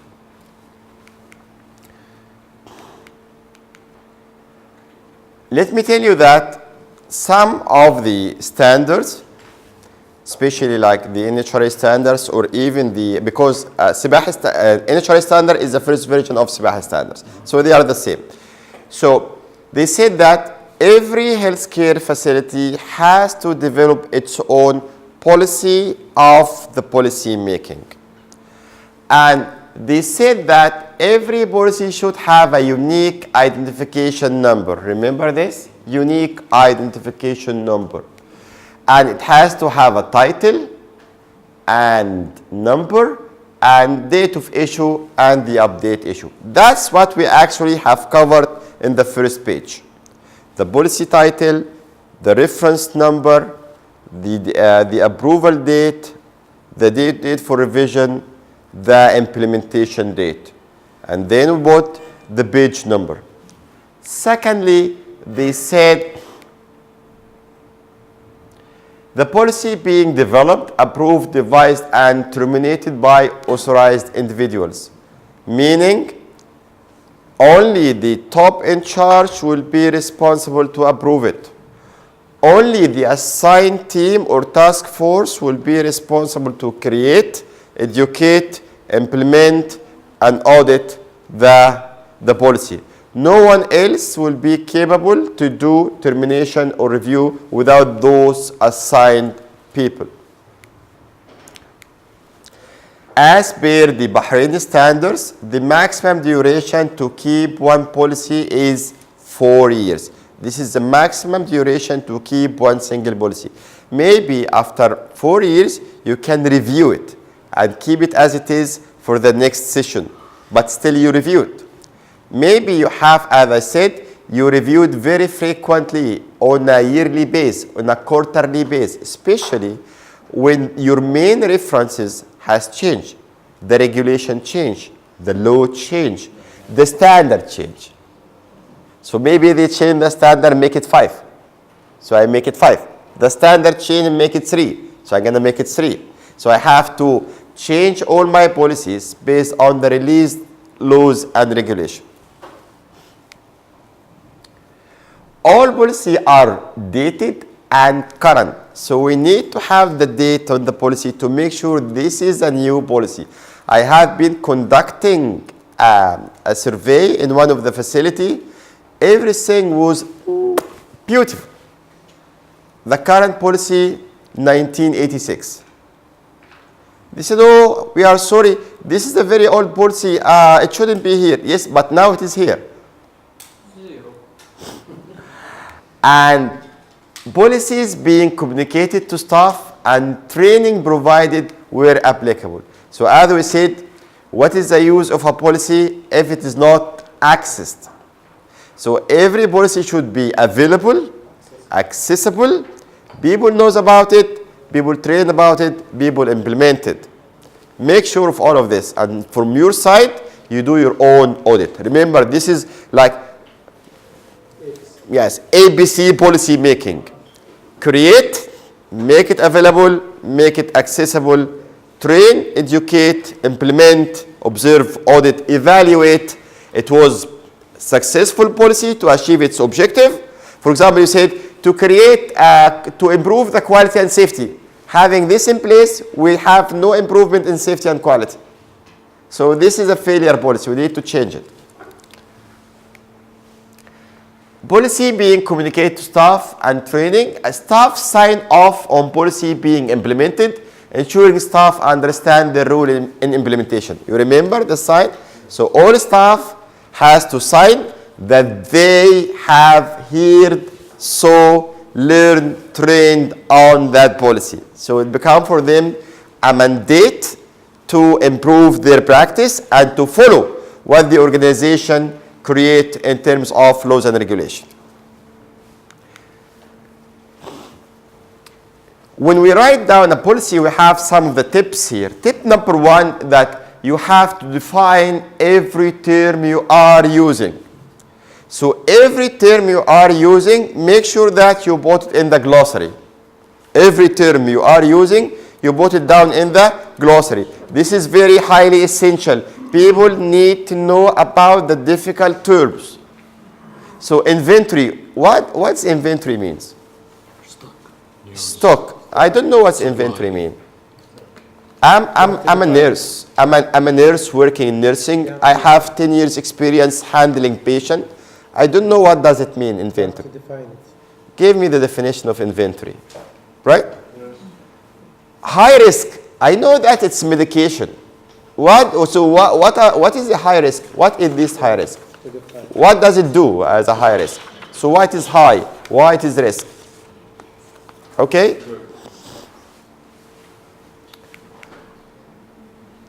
Now, you remember when I said humanize your policy? Okay. The next two slides, make sure you remember them almost. Humanize your policy. Number one, avoid superlative words. Superlatives. So this policy is going to create the highest safety practice in the organization. Safe. This policy is created to have the best. This kind of superlative, so if something wrong happened, so I personally as a patient came to this facility because you stated in your own policy that you provide the best, the highest. My lawyer is here, by the way, and he is going to make a claim because you stated in your own policy that you provide the best. That's why I came to you. I didn't came to Muhammad Hospital. So number one, avoid the superlative, the best, the highest, the excellent, the market. All of these words, avoid it. Yes. Rather than this policy will ensure, I mean the 100%, humanize your policy, will promote. Make it simple. Make it something not 100%. Yes. That's its stuff. It's 100%. Try to avoid it. To assure, to ensure. So I came here because you assured me to do this. So try to avoid such big words. And away from the superlative words, avoid the absolute words. All staff should, all staff must, all staff have to. If one single staff didn't, what you will do?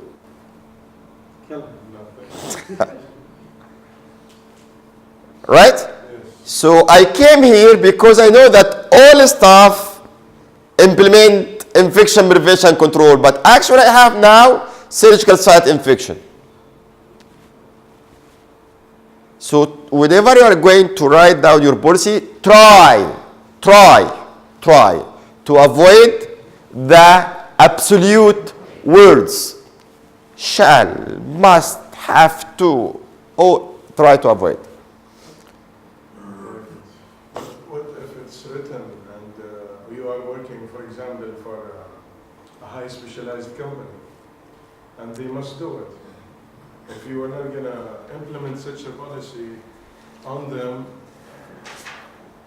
I don't know, you might fail in your business. Yeah, but that's why try to avoid it, because this is 100%. You need to show 100% compliance, because in your policy you stated all.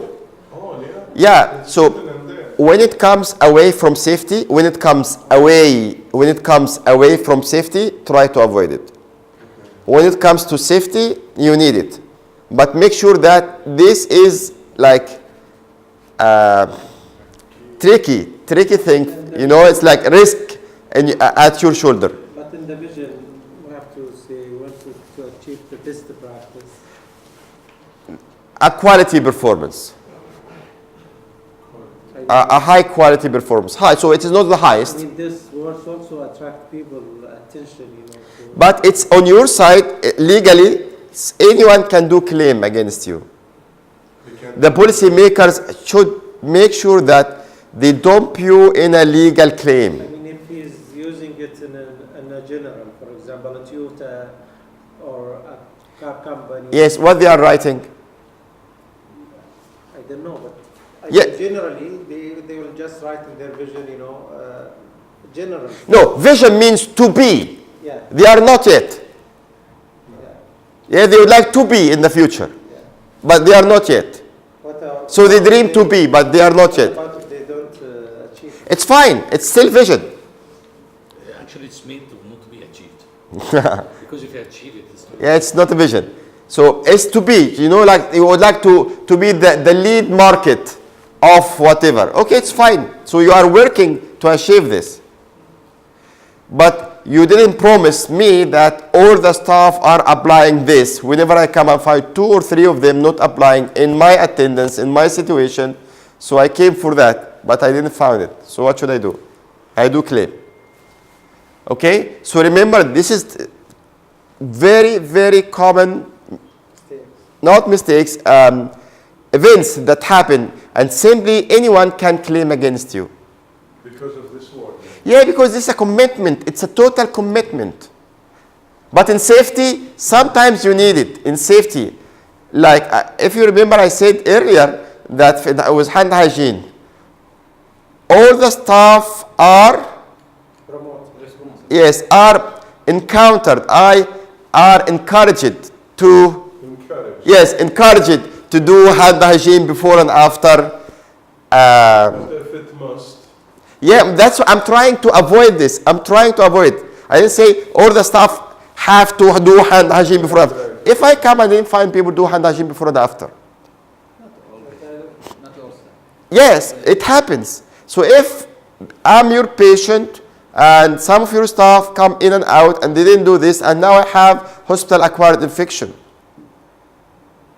So I can't have I have a room for negotiation here. okay. So try to avoid this. Think about it. Try to avoid being at the corner. It means that when I write it's highly advisable, I can take out high or must. Try to avoid must. Must. I can put it's advisable to do. Yes, dear. Yes, it is advisable. Advisable, yes. It's you free. Now it's human, more human. What about in the case of, for example, high alert medication? Like if someone found a high alert medication and they have to report it. Have to report the incident. For example, like the staff must report or have to report that in this case. Yes, I have one experience. I did my CSs in Britain. I'm graduate of University College London. So I was writing down my CSs. Next to me is my mentor for my CSs.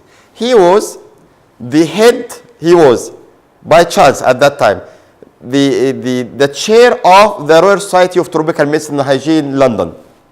Okay, and by chance at that time he was a very big name in the WHO, and he's big.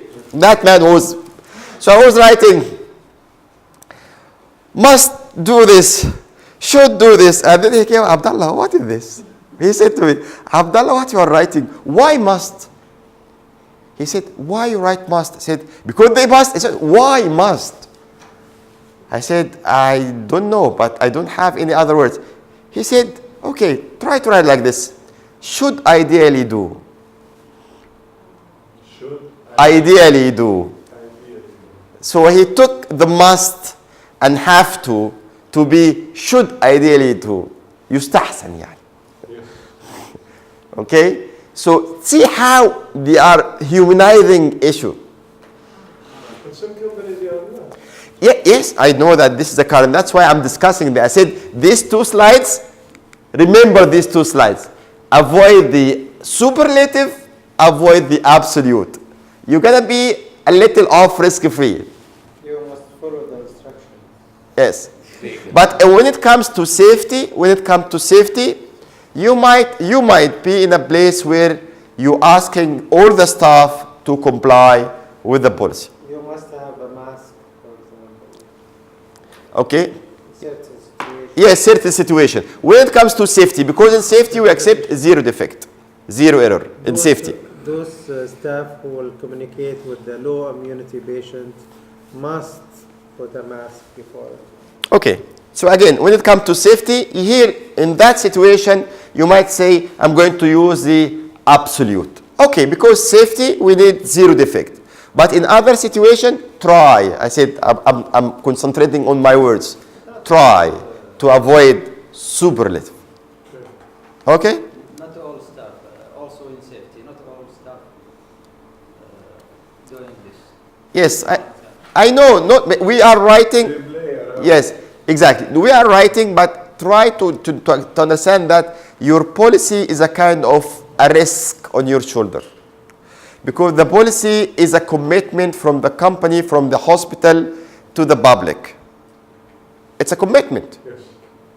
So make sure that your commitment is doable, is approachable. Good.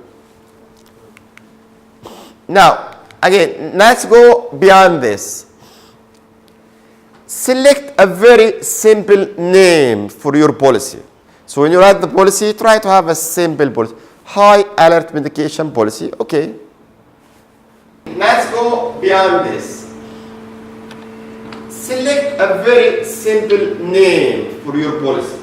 So when you write the policy, try to have a simple policy. High alert medication policy, okay. Prevention of fall policy, okay. Smoking prevention. Smoke prevention policy, okay. But policy to make sure of the right side, right patient, right procedure, okay. So let's have safe surgery practice policy. Okay? So whenever you're going to write the policy, make sure that people can easily recall the name. So give it a very simple, short name. Try to give it a short, simple name so people can easily recall it. So we have a situation here. Okay, do you remember that policy? The patient safety, the prevention of fall. Yes. So let's go into the assessment and do what we can do.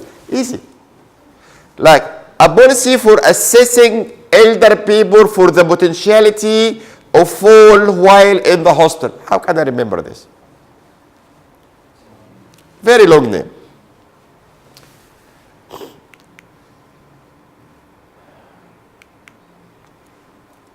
Sometimes you have different policies which are look like each other. Right. Look like each other. They are tackling the same topic. So, for example, disclosure policy. Okay. Reporting incident policy. Okay. Improving incident policy. Okay. Second victim policy. Okay. So what should we do with all of this? It seems like we cut one single policy into one pie into different pieces and we take every piece as a policy. So let's have incident reporting policy, including how to report, how to disclose, how to improve, how to deal with second victim. So whenever we have a policy, multiple policies sharing the same idea, try to combine all of them in one single policy. Go back, you're going to have a lot of this. The problem is, sometimes you have a different department policies talking about the same subject. But the procedure here is totally different from the procedure there.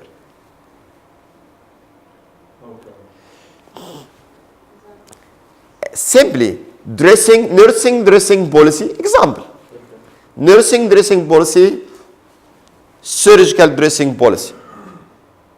So, dressing. So they tackle it from this point, they tackle it from that point. Minor and major surgery. But by the end of the day, there is different approach for the dressing. What we need to do, we need to combine all policies in one single direction. So we need to ask, Okay, in that plan, we have a framework for the plan. I have it. I'm going to tell you about it. But at least now I'm going to do policy on dressing. Do we have any dressing policy in the hospital? Any department started a dressing policy? Yes. So let's go for those team and work together and try to have an updated version or a modified version for that available dressing policy. Okay, so we take the second version, version 2 of that policy.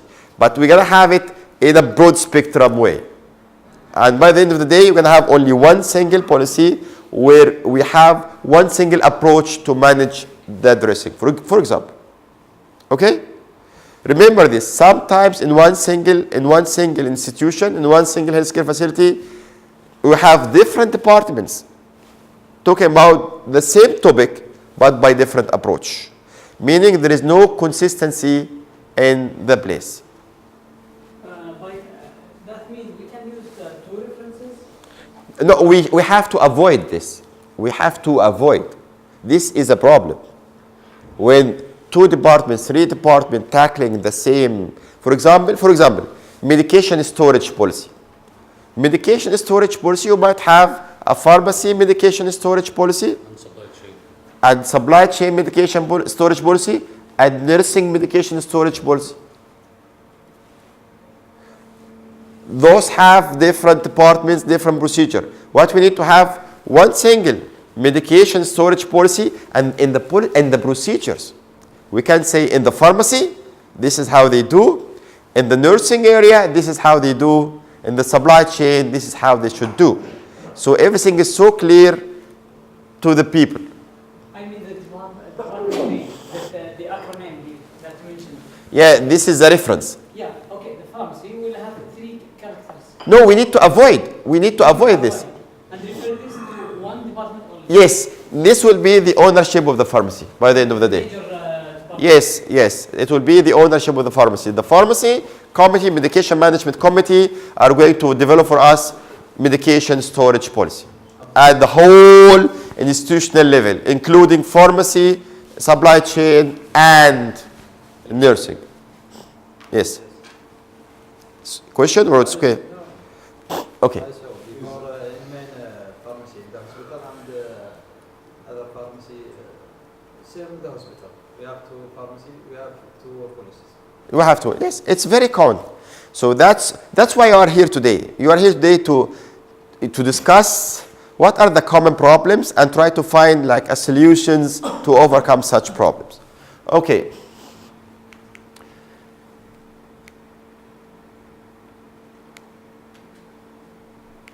Okay, we talked about using the active voice. Active voice meaning who will do what. So we have to create the policy with pharmacist will do, nurse will do, rather than medication will be kept over the shelf. By whom? Medication will be transferred from the pharmacy to the nursing station whenever there is no stock. By whom?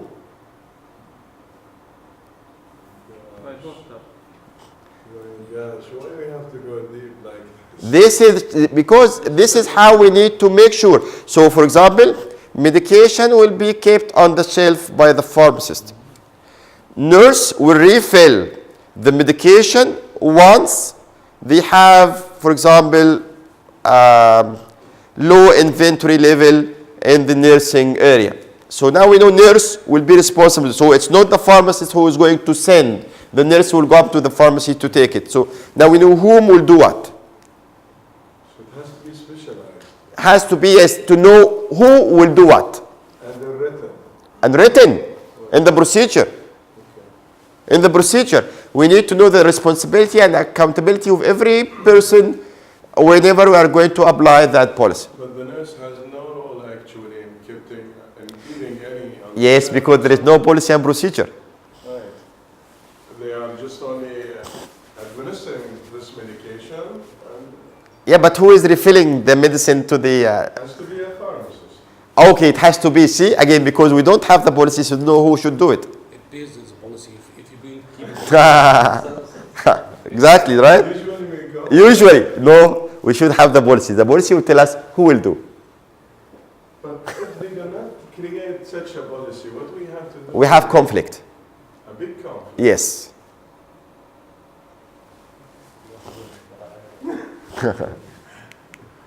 So I'm here to tell you about a conflicting thing in a non-conflicting way.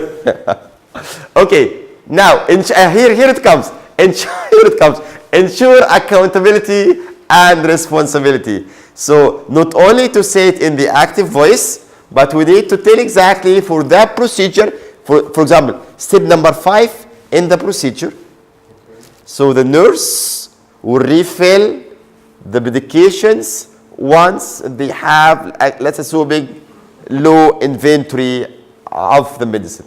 Okay, for example. So it will be the responsibility of the nurse to refill, not the responsibility of the pharmacist to go and bring some medication to the nursing station. Okay? But what if the doctor was going to be the one to do it? That's too much, right? Not that too much. We don't know why the doctor should do it. Who said the doctor should do it? Pharmacist, for example, or there is no. It depends on the facility. Yeah, depend on the setting. So depend on the person who put the policy, who is responsible to do this. Like example, Yeah. there is medication we put in our policy. It's called override, Yeah. and we define override in certain situation, like in emergency situation, doctor can take a medication and administer it without the For medication. example, Yeah, you define every little thing in the policy. written. Yes. Every little thing. Yes. Every scenario, every situation. Yes. For example, highly concentrated electrolyte. Who will be responsible to keep and dispense highly concentrated electrolyte? By Sabahi and Pharmacist. pharmacist. The pharmacist Only. themselves. Only. But it's going to happen? Not going to happen. But it's by you have it in the policy that stated clearly the pharmacist should keep you have to say keep minimal inventory of highly concentrated electrolyte and keep it locked till there is an indication to release it. The pharmacist will release a highly concentrated electrolyte once there is an indication for release. Once he receive or she receive or the pharmacist receive a request to release. So what can I understand that you cannot push or enforce any one of the other specialty like the nurses or to do that. What's the policy said? There is no policy. We need to create policy. Create the policy. The right way to write a policy is to bring the accreditation, take every chapter, see what you want, write your policy to reflect what the chapter say. So everyone is accountable what he should and what he shouldn't. So let's go backward, not forward. Otherwise, it's a chaos. Yes. You will be accredited. Yes. Yes. It will be a chaos. You will be liable for it. Yes. Exactly. It will be chaos, and someone will be liable for that. Yes. The accountability it will be mentioned as a department. No. Sometimes by the title of the position, like the pharmacist. So that's we mentioned that's just the title. Yes, title. Yes, because we don't know the position. I might leave the organization. Title. Yes, title and position. Okay. Now, remember to obtain, I told you we have a page for the stakeholder. So I said, remember to obtain the sign off of all stakeholders that they receive the copy, they read the copy, they agree with the copy, and have the signature and have date and update of the policy. And remember the page of the policy. It's very important to know that policy is how many pages. Because, for example, the procedure is 3 pages. So you saw the first half of the page, the second page, but because we don't have page number, we lost one. But because now you know that this policy is 6 pages, so you come to page number 3 of 6, 4 of 6, 6 of 6. You can ask, where is 5 of 6? It's important to know. Otherwise, you're going to miss some important information, especially in the procedure. For example, Sometimes you have policy that you can have what we call it cross-reference. Like in the procedure, you say step number 1, step number 2, step number 3, refer to policy number whatsoever.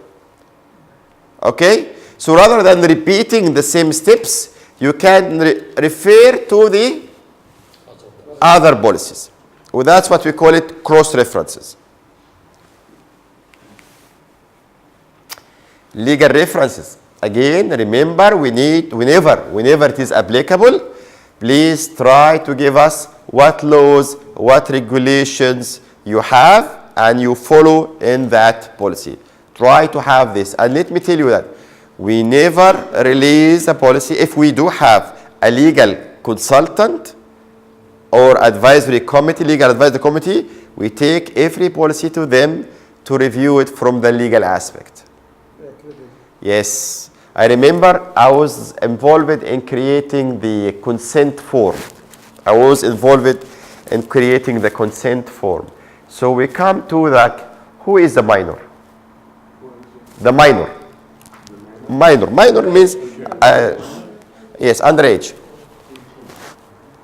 So, okay, minor 18 or 21, depend on the law. The country. Depend on the law in your country, in that country. So in some area it is 16, some area it is 18, some area is 21.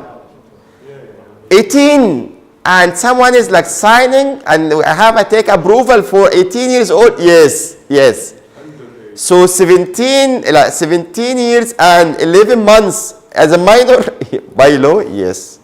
So I need to take the approval from the guardian, yes. Guardian? Who is the guardian?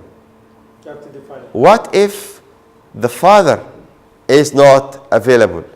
So who is the guardian for the minor? You have to define it.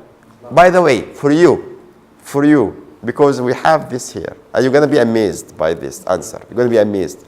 So if the father is not available, who is the guardian now? Who is the minor? Now we have a minor. The father is not available. Who is after the father? The father is deceased. The grandfather. Grandfather. Who is after the grandfather? The uncle. The uncle. This is by religion. Yeah. Who is after the uncle? The poor mother. The poor? Mother. The mother, yani. The mother. Imagine. So the father, the grandfather of the father, the uncle of the father, the mother. العم. Okay, so when we developed that policy and we took it to the, because what we have written as a group when we did this, father, mother, and we didn't know who is, so okay. And then we took it, that's what we have done, So we took it to the legal advisor, said, no. By law, by legislation, come here. Father, grandfather of the father, the brother of the father, then the mother. What about if emergency procedure, nobody available? And in emergency procedures, I think in emergency you have to take the emergency procedure. Yes. Yeah. Imagine this. So put this in mind. Okay, so now back to the legal reference. Remember, in the legal reference, you have to consult a legal advisor. Otherwise, you put the organization at risk. Company who is, for example, if they are hiring people internationally to come to work, and the guy who has to be referred to is the supervisor or the line manager, right? By the law. For example, if there is an emergency and no mother, no father, Okay. there is no any. The managing director, yes. Yeah. So the line manager or the first chain of command will be the one who is responsible. I don't know. I need to ask the legal advisor. Legal advisor in the company. In the company. For example, like there is a death or there is a mortality, there is a life-threatening. We need to ask the legal advisor. we need to ask legal advisor for that. So we can't have this. On the first line of management, for example, like the supervisor, the line manager. Okay, if anyone knows any lawyer, so let's have this a phone call discussion with the lawyer, and let's have this tomorrow as an answer. So in case of like company, oil and gas company, in the mid of nowhere. For example. Yes, and we have a collapsed person. Right. So who will be responsible to take the decision for? I don't know, but I think if it's come to the emergency room, okay, the specialist should take consent from the hospital director. Okay, let's have this. I'm going to ask. I think it's Because if it's life-threatening situation, you have no time to search for the Yes, the to consent. call, for example. So you have to decide on behalf of their family. As a hospital director. On behalf of the family, I believe the line manager or the first chain of command will be the one who's responsible Yeah, but for it. you have to also. If you remember, do you remember? Do you watch movies? There is two movies on aviation. One is Flight, Denzel Washington, and the other one by Sully by Tom Hanks. Both of them are very famous events that happened where both of them managed to save the life of the total passengers of the airplane. Okay, but they did it in a different way. One of them take the flight on its back, and he managed to go safely. The other one did the land in on the river rather than on land. Both of them managed to save the life of the people. Okay? Both of them has allegation. Because both of them exposed the life of 200 plus people to danger. Why? Because in such situation, the protocol dictate 1, 2, 3. What they have done, they got allegation. As a physician, we go to samurai law, for example, like in the United States, and they will be the one to defeat us. For example, if there is whatever happened. Do you have one single experience where someone defeats you? Support you? No, but in a state, clinical sense. yeah, the clinic, if you have, for example. Yeah, in a situation, emergency situation, what we are doing, we take an action immediately. As doctors, we save the patient. We save them. But sometimes, you might be liable. You might be liable. But the samurai law will gonna protect you. No, Will not? it will not. So it's like ethics versus law. Yeah. So, for example, advanced directives. Advanced directive, I signed down the advanced directive, don't resuscitate. In an emergency situation, you come in your shift and you didn't see the advanced directive that don't resuscitate. So you started the resuscitations, ended up in broken ribs. Okay, so I'm still alive. I have broken ribs. I might ask, I wrote don't resuscitate, so I'm going to claim against you that you did it. And it happened, by the way. In Saudi Arabia, we have like two consultants approving for the DNR policy. They have to be also aware that this patient is not for resuscitation. Yes. But they go with the two consultants actually with the attending physician in order to make it sure that it's a DNR. Without going back to the family, without going back to the... Yeah, because she already signed that. Three consultants Yeah. will gonna mention it and sign it off. Yes. That the not resuscitate. Yes. This is legal. Mentally.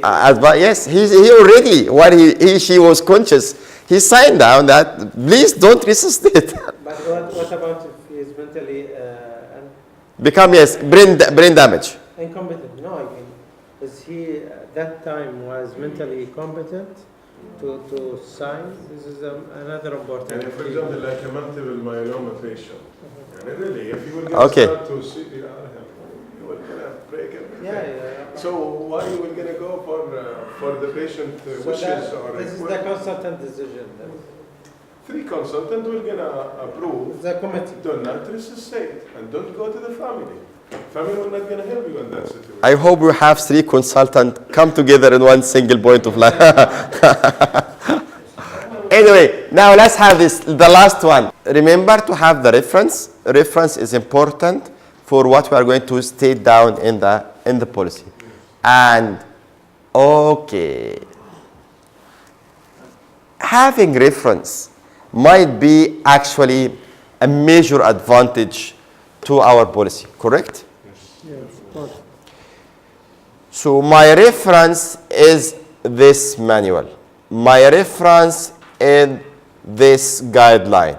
My reference is this. The due date for review of the policy after 4 years, after 3 years. What happened is the reference has been updated within 6 months. What happened now? The point is, you didn't know because you are not following your references. Are we following our references for every policy we made? No, surely no. So sometimes the reference in itself become a risk to the policy and to the total organization. Why? Because whenever there is a change in the reference, now our policy become outdated policy. Sorry, Doctor. You're talking about the policy Now, or about the references? I have a clinical guideline. Clinical guideline of cardiovascular disease. Clinical guideline of prevention of thromboembolic drawback. I'm following the clinical guideline released October 2016. This is the latest. I released my policy 1 week ago. Now it is effective today. Everyone is going to follow it. We are so busy doing lots of things.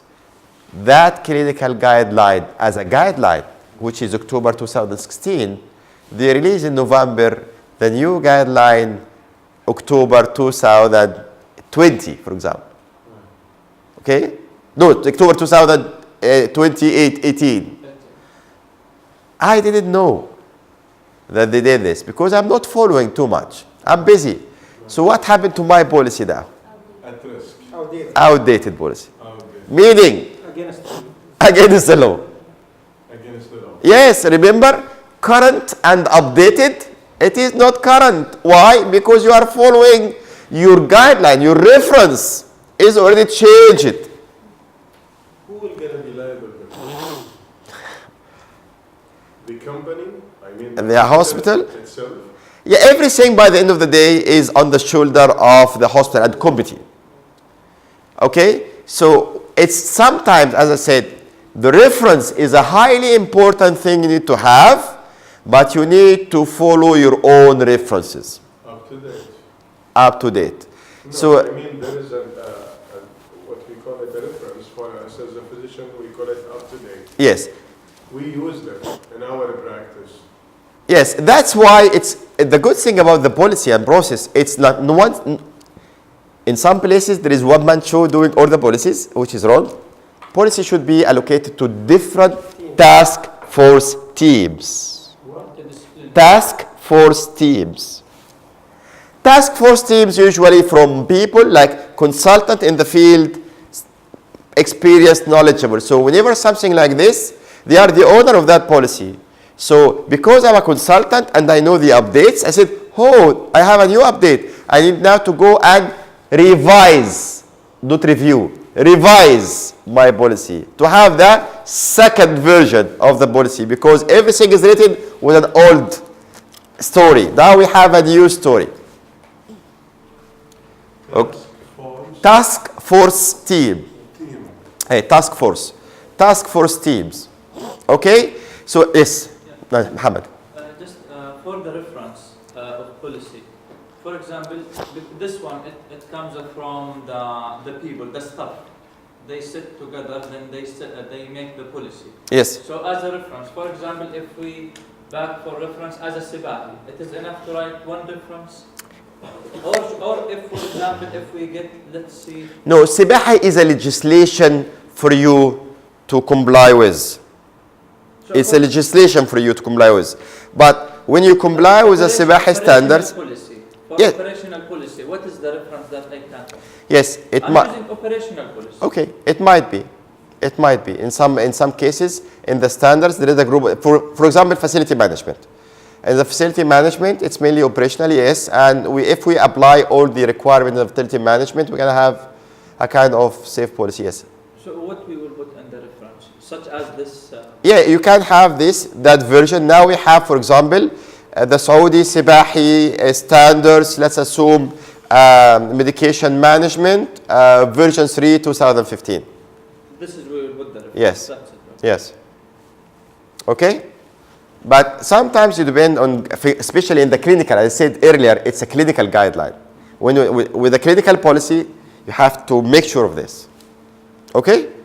So now one point in mind, and usually it's not one single person who's doing all the policies. They are usually committees doing the policy for their own specialty. Yes, steering committee. So whenever something changes in their own specialty, they know about it. So they can go back to the policy and change it and update it.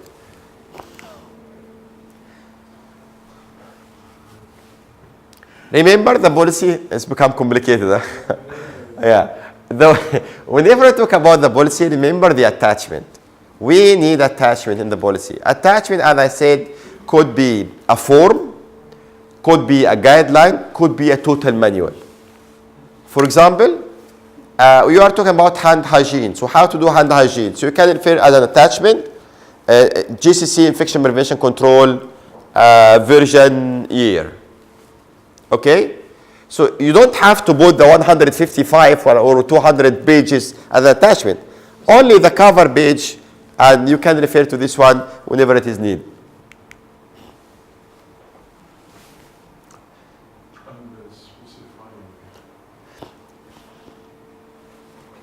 Whenever you are talking about the policy, as I said earlier, we are focusing on accountability, who, and then we'll do exactly what. What is the action that should be done by the pharmacist? So the pharmacist will keep and store highly concentrated electrolyte. Okay? So we need to exactly mention what that person will exactly do. Okay? So whenever we are saying or writing down the procedures, we need to make sure that the procedure is so clear, so simple. Someone will do activity. Someone will do activity. Someone will do activity. In case of, we are going to take this action.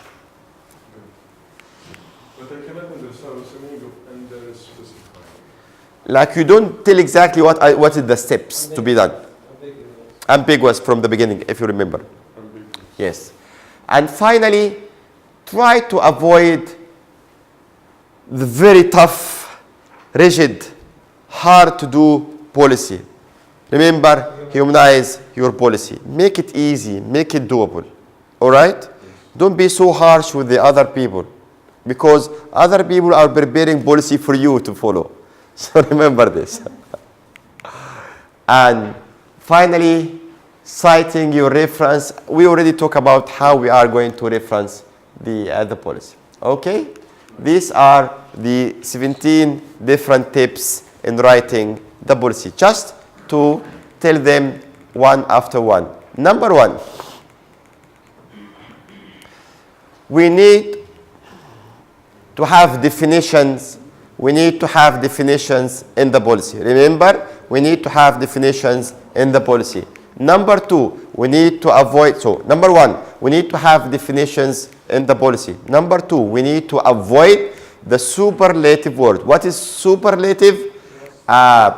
Worst, best, first, farthest, eldest, largest, anything that's extreme, try to avoid. And we need to avoid the absolute word like must, shall, have to, everyone. So I would try to avoid all of this. Number four,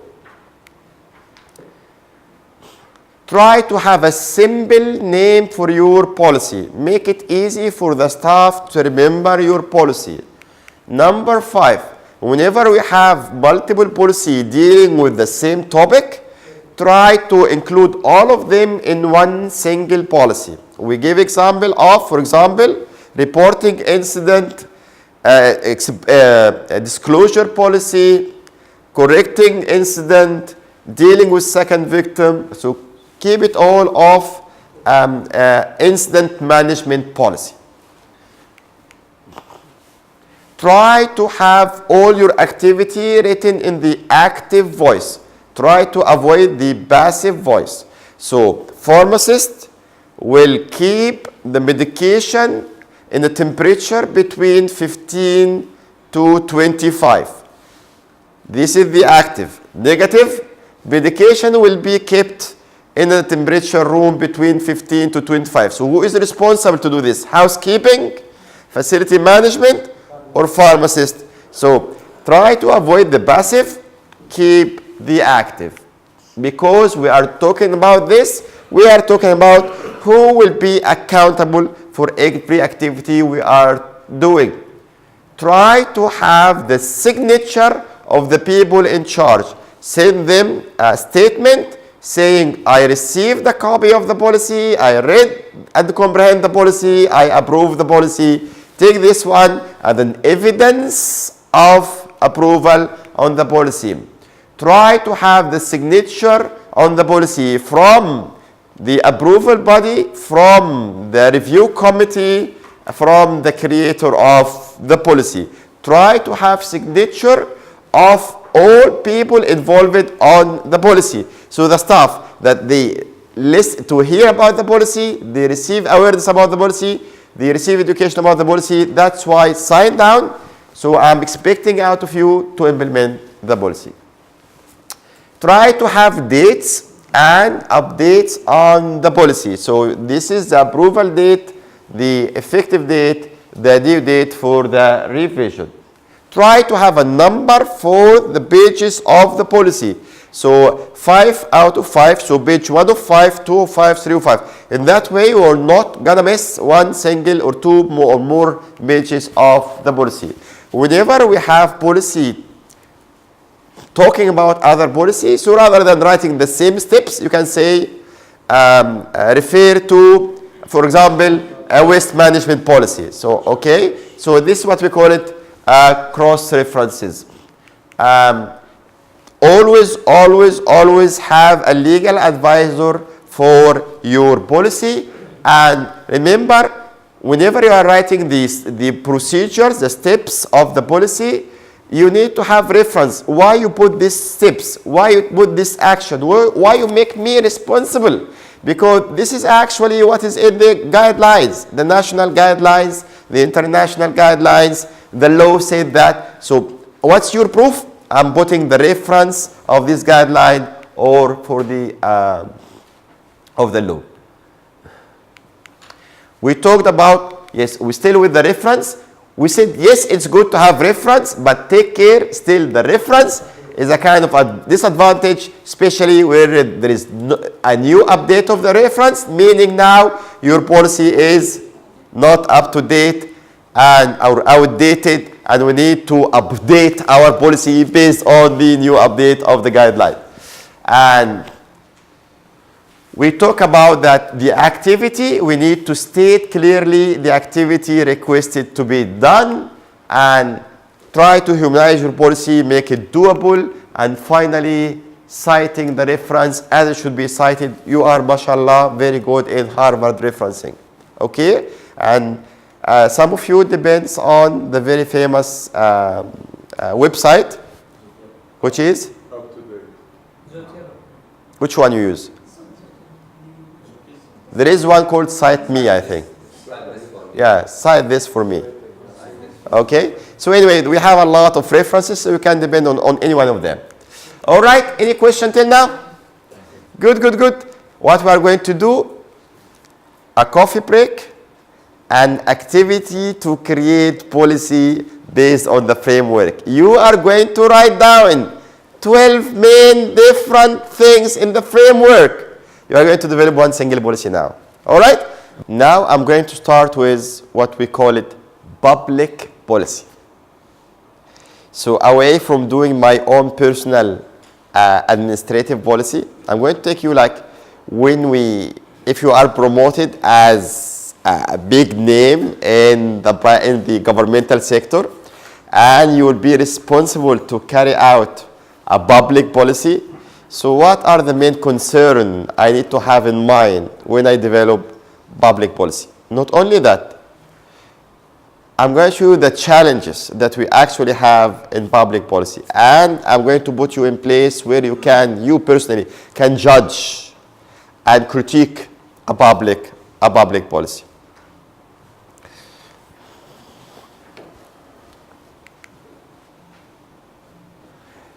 Writing public policy is so complex because you are going to create a law that's not only applicable to your one-story building, two-story, three, four, five, seven-story building facility. No, you are going to create a policy that's going to affect the whole population of the country where you are settling. And sometimes the policy might affect the life of the people. And it might affect the rights of the people, the dignity, the ethics. So having a public policy is not easy. In such situation, like what we have discussed earlier, what should we do? We have a public policy saying whenever we have an RTA, it should be referred to a trauma center. Well equipped, good facility, well-trained staff who can manage the trauma. If you refer it to other facility, you might manage to save the life, like the Soli and Flight. You'll be able to save the life of the people, but this is a violation. So you might manage it, but still this is a violation of the law, because what if you couldn't manage it? You accept the risk. Having this in mind, meaning whenever I'm going to write a policy, I have to have a lot of things and ideas in my mind. And I'm going to give you another point of discussion in the States. In the States, we have a lot of HIV cases. There are quite a number of HIV positive cases. So they were discussing this one, and what should we do with it? What did the public policy dictate? Should we identify them compulsory, or it's a kind of voluntary testing and counseling? What do I mean by voluntary testing and counseling? Because I have experience in that.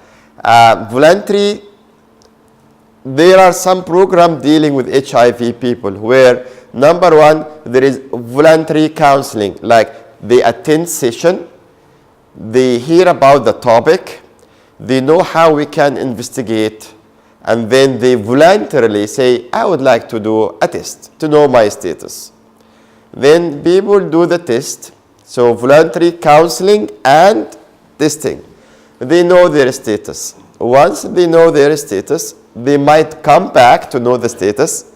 They might be afraid to come and know their status. So this is another issue. In the States, they were discussing this. What should we do? And they have what we call it the high state court. They consider that we shouldn't investigate for the susceptible HIV positive cases. And he was depending on a public health organization. So the public health organization has a classification for the HIV as what? Like example, the American Public Health Association. They classify this one as communicable disease. So the public sector, public health sector, classify HIV as communicable disease. If it is communicable, so you are free. You can test, or you can say, I don't want to go through the process of the testing. Okay, so this is from the public health point of view. But on the other hand, from the medical and surgical point of view in the States, so this one was the American Public Health Association. From the other one, American Medical Association, they see HIV as infectious disease. And when it comes as an infectious disease, so there should be a compulsory testing, compulsory reporting, compulsory contact tracing. So when you are going to make a public policy regarding some issue, you need to know the different point of view of that issue. You need to collect as much data as you can. Okay? And what are the framework for me as a public top person to follow when I'm going to create the public policy? Number one, I need to be objective. I need to be unemotional. I need to be objective, to the point, directly to the point. I need to understand the circumstances. And when I take my decision, I have to be unemotional. The second, once I take my decision and I release the policy, I need to be accountable for that decision making. So if it was a good decision making, I'd be proud of it. I say, this is my accountability. I'm happy with that. When it comes as with a negative drawback, again, I need to say, I'm sorry. I'm the responsible for the drawback, and this is my responsibility. I'm going to take the necessary action to correct it.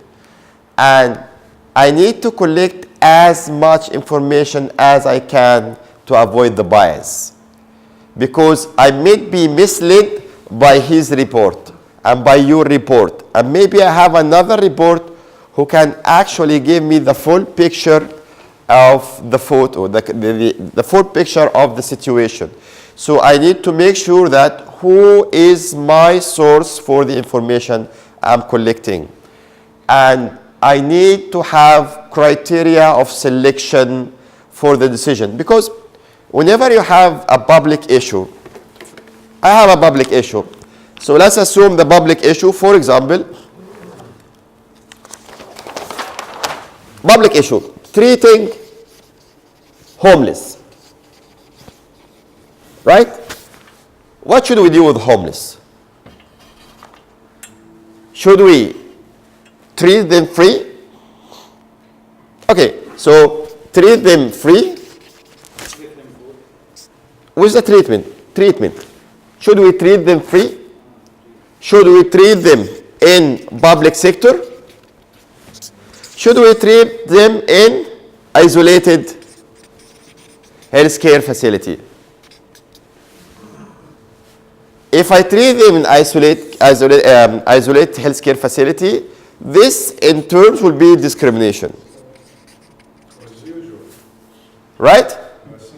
If I treat them in public sector, so what I'm doing, I'm bringing them with the tax and the public in the same place, where I might have a huge chance for communicable disease transmission.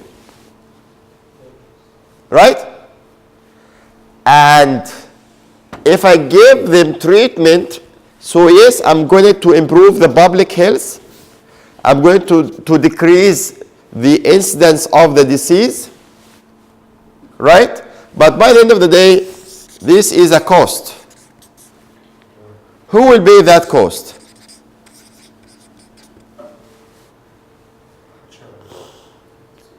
So it's me as a public or a decision maker at the top governmental sector. I have plenty of things in mind, and I need to cover all of this issue when I'm going to release a public policy. So, and if I accept to treat them, so I'm going to accept to treat them to improve the public health and decrease the disease. And who will treat them? I'm going to allocate them to private or to governmental sector. I'll allocate them only in the morning or only in the evening time. So we have a lot of things in mind we have to consider when we create such a policy. So as I said, number one, try to be objectives. Make sure that what we would like to control in your policy. And try to be unemotional. So if you attend with me the corporate social responsibility, should we take the utilitarian approach, where we aim for the highest level of the benefit for the large number of the people? If we do this, so we will not treat them. Let's get rid of them. Let's let them die, right? If we let them die, so the total number of the homeless will decrease. In that way, we're going to have a less, we're going to have more different world. This is if we accept the utilitarian approach. But if we accept the right approach, no, we have to consider them as part of the community. They have the right and access for healthcare services, and we need to treat them. So it depends. So I need to be more objective. I need to be highly unemotional, and I will be responsible for that decision. In front of the public, it's me who take the decision. I'm proud of taking that decision. I'm sorry for that decision. I disappointed you. So I need to be accountable for that decision. And I need to collect plenty of information on the topic. So what do I mean by homeless? I will be responsible for that decision. In front of the public, it's me who take the decision. I'm proud of taking that decision. I'm sorry for that decision. I disappointed you. So I need to be accountable for that decision. And I need to collect plenty of information on the topic. So what do I mean by homeless? How many homeless I have? What is the distribution of the homeless people in the country? Where they are mainly available? In which district they are available? And do we have a healthcare facility in these districts? Do we have availability of time and staff to manage them in these districts? So I need to collect data. I need to collect plenty of data. And I need to depend on multiple sources of the data to take my own decision. I need to have a criteria of selection. As I said, should I go with the utilitarian approach? Should I go with the right approach? Should I go with the virtual approach? What is my criteria for selection? Should I go with a cost-effective approach? Should I go with the incidence of the disease approach? I have to have some criteria based on what I took my decision. So I can justify my decisions whenever there is a point of justification. And I need to examine the public interest. So dear, I would like to take a decision regarding treatment of the homeless. I'm thinking I have 3-4 options. I would like to share you with what I have to take a consensus of the possible decision making. Okay. So you might test the public regarding that issue. Maybe it's easier now to test the public, by surveys. By surveys, yes. Social media. Exactly. So we can engage the public, take the support by taking the public opinion about that decision. And once I release a policy, I need to test the effectiveness of that policy. So that public policy was in favor for the public, or that public policy was against the benefits of the public. And finally, I need to evaluate the policy that was well targeted by the end of the day. We achieved the target I'm aiming for. One of the policy that actually it's an amazing one. Again, in the States, they have a policy that's called fetal protection policy. So for those ladies working in the radiology diagnostic department, whenever we have a pregnant lady, so they have for this group of people, they create fetal protection policy. So if we have a lady who is pregnant working in radiology diagnostic department, so they request her to work somewhere in administration, which is less paid than her own job. And the main reason that they are protecting the fetus, right? Okay, but what happened now? What happened that now that decision affect my monthly income? And this is my only source for income. So you took the decision for the future benefit of the new generation, but at the same time, at my personal level, what you have done? You reduce my personal income. And I'm not agreeing with that. I don't have other source for income. What should I do? So even in some policies, it's debatable.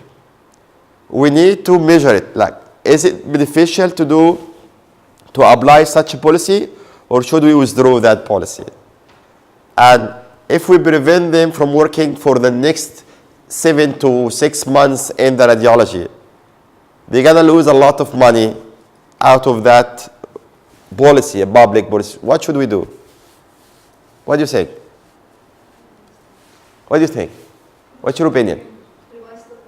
Revise the policy. But if I revise the policy and allow them to work, so we might have a congenital anomaly, and we might have a number of children with abnormality, for example, cardiac abnormality, respiratory abnormality, that need a more healthcare service in the future, which will be another financial burden on the community. So in the long run, it's not benefit for the public and country, Yeah. So we have to make a policy which consider all these issues together. Yes. Objectively. Yes. So what should we do? Give salary. Give salary. Compensation. Give compensation. Work in a safe environment. Okay. So yes, we need to have something to compensate for the salary. So if the main problem with the salary, so we need to have a kind of solutions to keep the same salary with the same number of the working hours. All right? Sorry? But in another department of... Yes, if we refer her to another but with the same salary. So rather than cutting the salary, we can refer her to other places with the same salary. Okay, but that's what happened in the States. And this policy called fetal protection policy. Okay, so by the end of that presentation, what I'd like to tell you that whenever we're going to make policy that might affect people, we need to know that we are going to address different types of people. Some of them will get benefits, others will not. When we address people in the policy, we need to make sure that we are doing for them the best. Just put this in your mind. If you are a policy maker, just put your patient and people in your mind. Make them the people who can get all the benefit of your policy.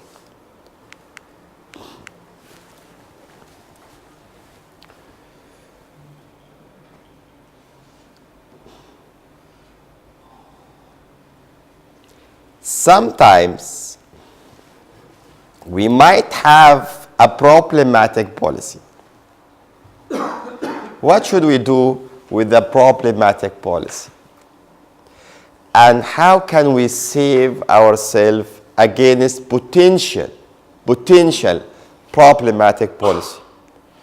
And what can we do and have in place in case of some of the staff didn't comply with the policy? For example,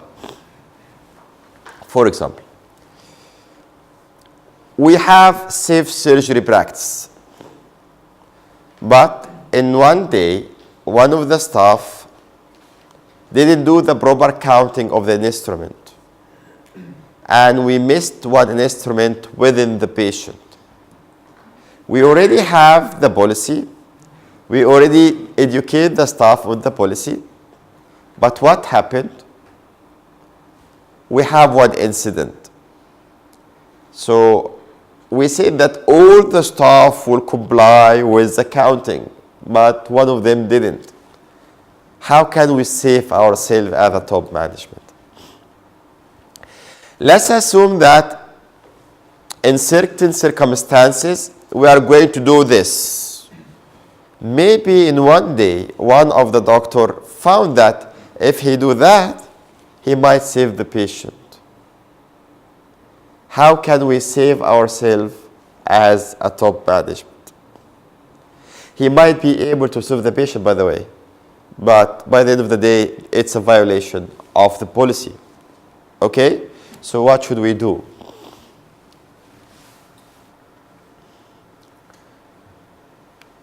So whenever we have a problematic policy, we have to ask ourselves, why we have a problematic policy? Maybe, number one, we have a lot of the jargons in the policy. Too much words in the policy make it non-value policy. And people become confused with the too much writing in the policy. And when the people become confused, they do mistakes. And maybe we have different departments having different policy for the same issue, as we discussed earlier. And because that we do have for the same issue two different policies, and an incident happened, and then we come up with a lawyer who investigated, and she found that defect, and he made a claim against us. Now, if he do this, we're gonna have like the top management failed to achieve consistency. The top management didn't make sure of their policy system. The top management is not auditing the performance of the available, and so on and so forth. What should we do? So to avoid a lots and lots of the error in the policy, like people are not adhering to the current policy, like people are neglecting the current policy, like the top management is not giving attention to the available policy, they don't update the policy, we still have an outdated policy. So what should we do for that? We need to create disclaimer. Yes, disclaimer. So what do I mean by the disclaimer? You know that when you send them email, you get a feedback with like half-page disclaimer from the other company. Okay, that we are not responsible for whatsoever, so and so and so. It's a kind of make your system safe by, you know, like you have a plan B in case of something wrong happen. My plan B, I'm saying I'm not responsible. It might happen, so I'm not responsible. So some people in some places write disclaimer, this statement at the end of the policy. What's disclaimer? Disclaimer is a kind of a statement intended to specify or delimit the scope of the rights and delimit the obligation in the policy. Mainly meant to prevent an incorrect understanding of the policy. Mainly, it says that if we apply the policy and something wrong happen, so this policy is made to achieve the quality, but we are not sure that the quality might happen. It made for the quality purpose, but still it doesn't guarantee 100% quality. Okay? So we create it for a quality purpose, but in itself, it doesn't guarantee the 100%. It said, in some circumstances, maybe the staff will take different procedures depend on the circumstances to save the life of the people, and this might violate the policy. Like human errors. Yes, and they say that in some circumstances, which is different circumstances, the staff will not comply with the written procedures because of its different circumstances. So in that way, they might take a different action to save the life of the patient. I mean, like a surgeon, if he's forgetting to... No. For example, in different circumstances, imagine we have a choking case. So someone or a kid swallow a foreign body. So the first thing you do, you try to take it personally out, okay, by doing the abdominal thrush, and hopefully it comes out. If not, so you have to cut the throat. What if this person currently I have no evidence that he is trained on doing this, but he saw it, and my policy is saying only trained staff do the procedures, but that staff, when he attend the circumstances and he has been observing this one many times, he has no evidence of training, he has no certification at all, but he did it, and he managed to save the life of the kid. But this is violation, because you only trained staff do the procedure. Maybe he did the procedure, but he didn't manage to save that kid. In a normal situation, even if you are highly skilled trained staff and you did the procedure, you might have, let's say, vocal cord injury, for example. So it's possible to have a side effect with highly skilled professional, but this one managed to save the life of the kid, but he injured the cord.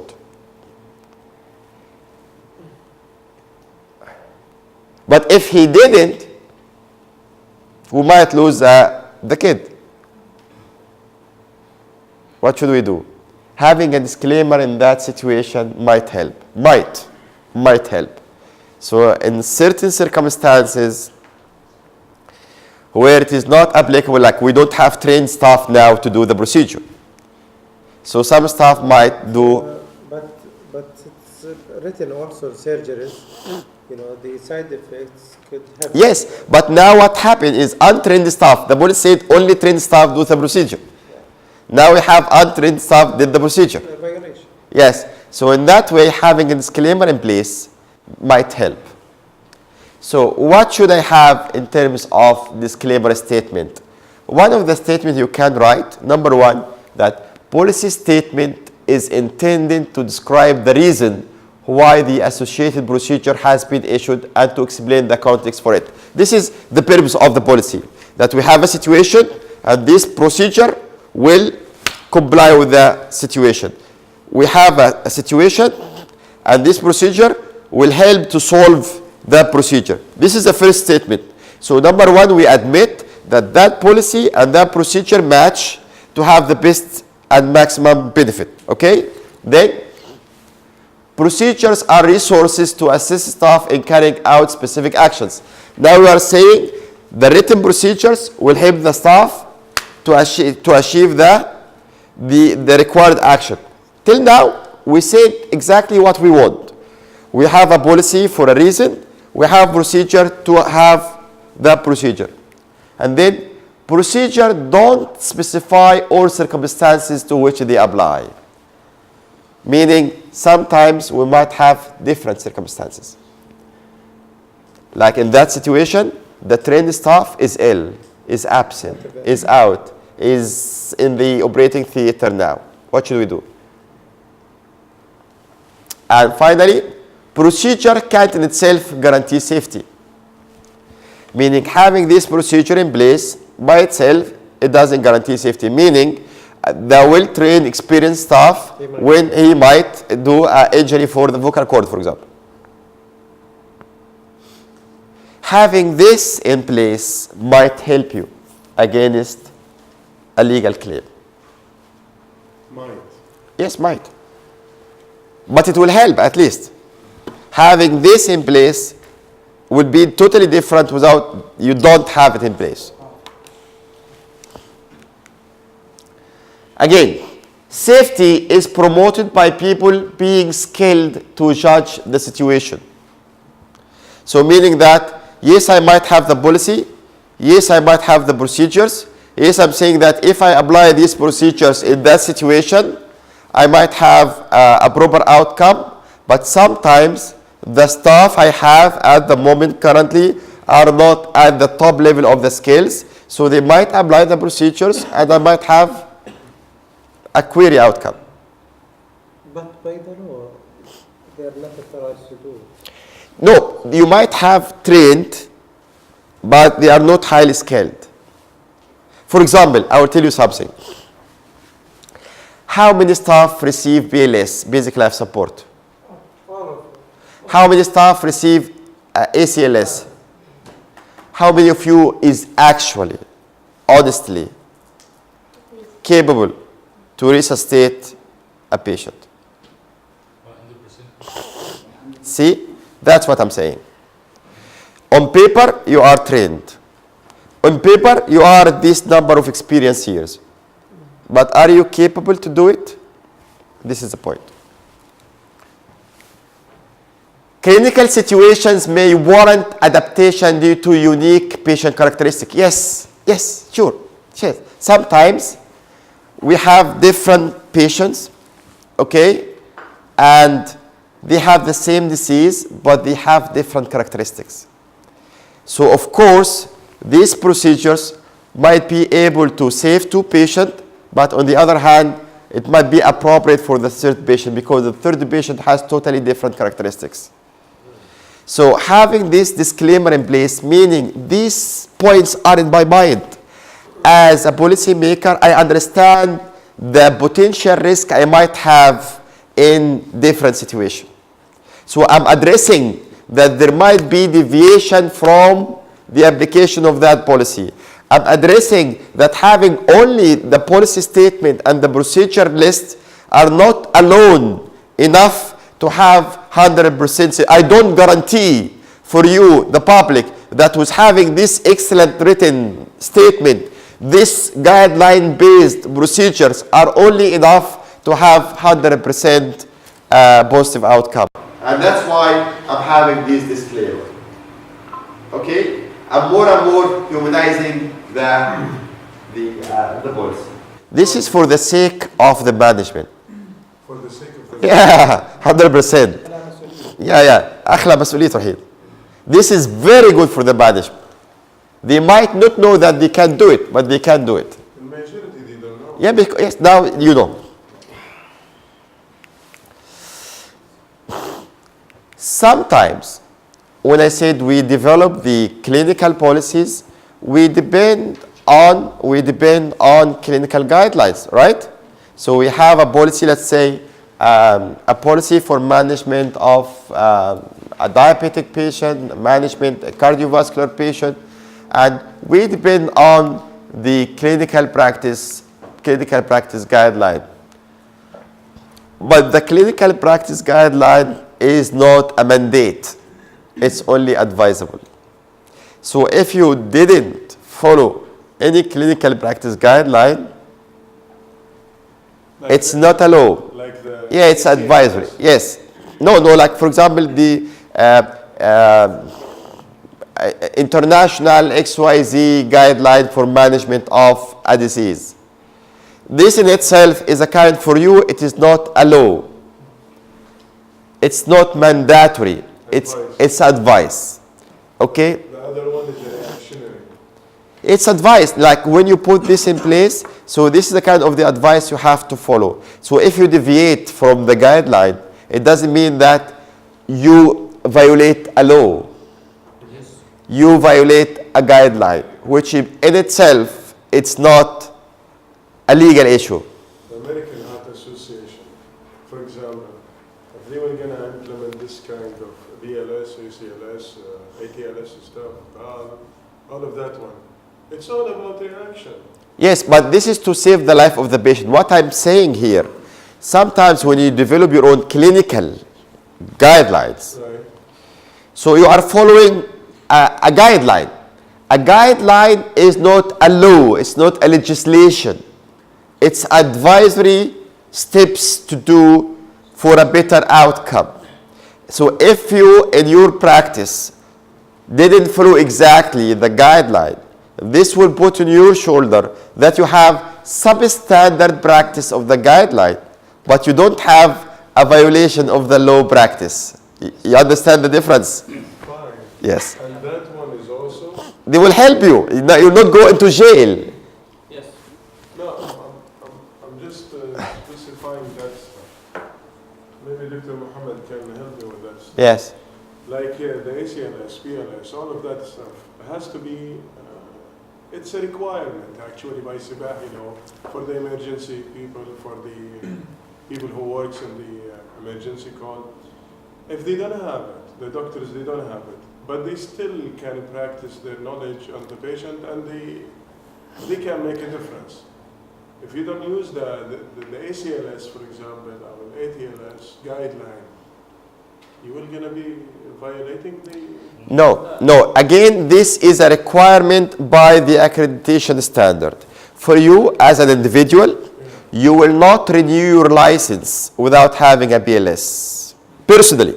Yes. Personally. Yes. For me as a healthcare facility, to get the accreditation to reflect a quality safety organization, I have to show that my staff having this BLS, ACLS training. But if we didn't have it, it is not violation of the declaration number, the law number. Okay? So as I said, there is a major difference between, and you're going to hear this inshallah when you take the CSR. We have three things we have to consider: law and regulation and ethics and morals. Okay? If you violate the law, you will be in jail. Right? Yes. If you violate the ethics, you will be not in jail, but not in practice. Right? So you'll be at home, but you will be out of practicing medicine. Right? If you violate the ethics, Yes. Okay? moral, You will be still in the work. You will be not in jail, but still at work. But morally, you're gonna feel, if you violate your morals, you feel within very bad. You feel ashamed of yourself. but even though no one can... Yes. Like for example, abortion. yeah. And this one, just one has a friend like this. He is an OB-GYN, and just between he did the abortion, just between him and the doctor, and nobody know. Right. He will not go to the jail, and nobody will speak. But inside, internally, he did something wrong. Shameful. that- Yes. لا Yes. إذا كان مستشعر بالشيء هذا، إذا كان مجرم. أنا بحكي It's you are going to be jailed for that one. No, I'll give you the example. Okay, so in certain countries, by law, they allow abortion for the teenage. Right. Yes. Okay? Hear about that. In certain countries, they allow abortion for teenage without being married. In certain countries. The morning after pill. Sorry? The morning after pill. No, even surgical. Yeah, like when It's a tablet. The tablet they will take it in order sometimes to have a spontaneous abortion. Yes. But let me give you the scenario. So in some countries, they allow teenage abortion by law. All right? And medically, abortion is always only allowed by indication. So if there is indication, clinical indication, we do abortion. Otherwise, we don't do abortion. Right. For me, Abdullah Ibrahim, I'm against abortion. Personally, I have been raised and in a culture that we don't accept abortion. God, Allah subhanahu wa ta'ala, gave you this creature. Why you would like to, end up the life of that creature? So this is my morals. My morals is keep the kid and don't kill the kid. Right? Okay. Now you are in a situation where someone in that country came for the abortion. Okay? So for you personally, this is against your moral. You will do it, but you feel guilty, ashamed of yourself that you did this. عملتها عشان أكل العيش يعني. Okay? If there is indication to do it, so you are doing this one ethically, right? But it's against your moral. If you did it without a clinical indication, so you are violated the clinical ethics. Here, what might happen? They stop your license. So now you don't practice medicine. Okay? But he came up with something really. Now, you might be in a situation where there is a case and it is allowed to do the abortion. Okay? If you are against that law, it's allowed. The law allowed to do the abortion. You are in a situation and you didn't do the abortion and something bad happened to that person. So here you are doing something against the law, so you might be in jail. Here you might do something when you do the abortion without clinical indication. You might do it, so you might be with suspended license. So you are still outside the jail, but outside the practice. And if you do both of them, you are following the law, you are following the practice, but personally you feel ashamed. Yes. He came up with something really Which is? problematic right now in the Gulf area regarding the morning after pill. A lot of them are really using it. Okay. And I don't know, it's a violation of the law or it's a violation of what? This will be on the... A lot of them are using it, doctor. And some physicians really recommend this kind of pills to be taken in order to have... Okay. So without a clinical indication for that... It's a law problem? It's a prescription, you can get it, but it's a controlled drug. It is illegal. From the pharmacist point of view... I mean in Saudi Arabia, it's illegal. It's illegal to you are going to be jailed for that. Of course. Yes. No, it's uncontrolled and you can take it by yourself. Morning after. A lot of pharmacists are prescribing it and give it to patient over the counter. No, without Yeah, any... it's over the counter. No, it's black market. It's black market. You In can the stock market. No. black market. ممنوع. ممنوع. It's private. Okay. Morning after. Some, I don't know, I have seen examples and they are taking it over the counter. Okay, let's come with the end point, which, as I said earlier, when you do a clinical policy and there is a guidelines and you didn't match, your practice doesn't match the guideline, here, as I said, the only claim against you that you have substandard practice. You have substandard practice. That's it. The final assignment, the main concept of the final assignment, that you develop a policy. But as I said, the process of policy making is, number one, you feel that there is a need for the policy. There is a need for the policy. You collect all the information regarding that issue you would like to improve. So, number one, there is a need for a policy. Remember this. When we are going to develop a policy, number one, we see that there is a need for a policy. How can we know that there is a need for a policy? The standards. The standards is asking you, is requesting you that develop policy on look-alike, sound-alike. develop policy on hand hygiene.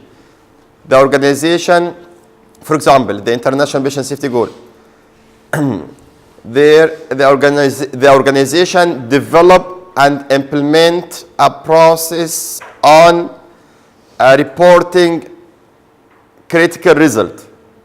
So we need to develop a policy on reporting critical result. So number one, there is a need for the policy. How you know that there is a need for the policy? Mainly from the standards or mainly from a legislation or a law. Okay, now there is a need for a policy. Secondly, you are going to collect all the data related to the topic of the requested policy. And then it's you and your team after your assignment. After you collect all the data, you're going to start to write a policy, write down the policy statement that has a value, a policy statement that has a value for the topic and has a recommended action to be done by the staff. This will be the policy statement. Then you start to flowchart the process. You know every bits and pieces in the process. You know all the steps. You know all the role of everyone in that process. You make sure of the arrangement. Then you start to write down the procedures based on the standards, the procedure based on the guideline, the procedure based on the law, the procedure based on the legislative directive, the procedure based on the act, whatever is your reference, just read the reference carefully and start to write down the procedure.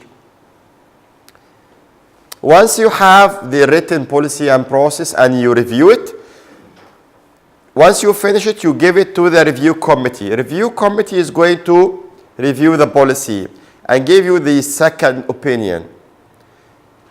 You might have some changes for that policy or they might directly approve the policy.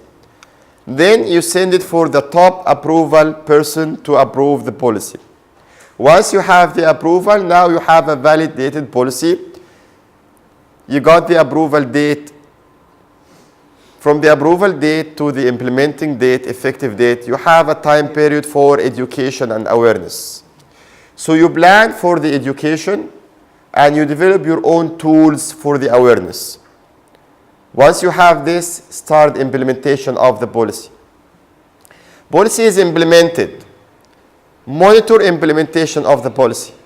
Encourage, ensure staff are applying the policy. Audit policy implementation, meaning audit that the staff are applying the policy. So we need to make an audit tool for that specific policy? Audit the implementation of the policy by the staff, and then later on, evaluate the effectiveness of the policy to achieve the stated goals and objectives. If you have a good result, this is a good policy, adapt that policy and continue as you are, keep the gain. If you found that that policy is a weak policy and did bring us the expected outcome, you can abort the policy or you modify the policy. Okay?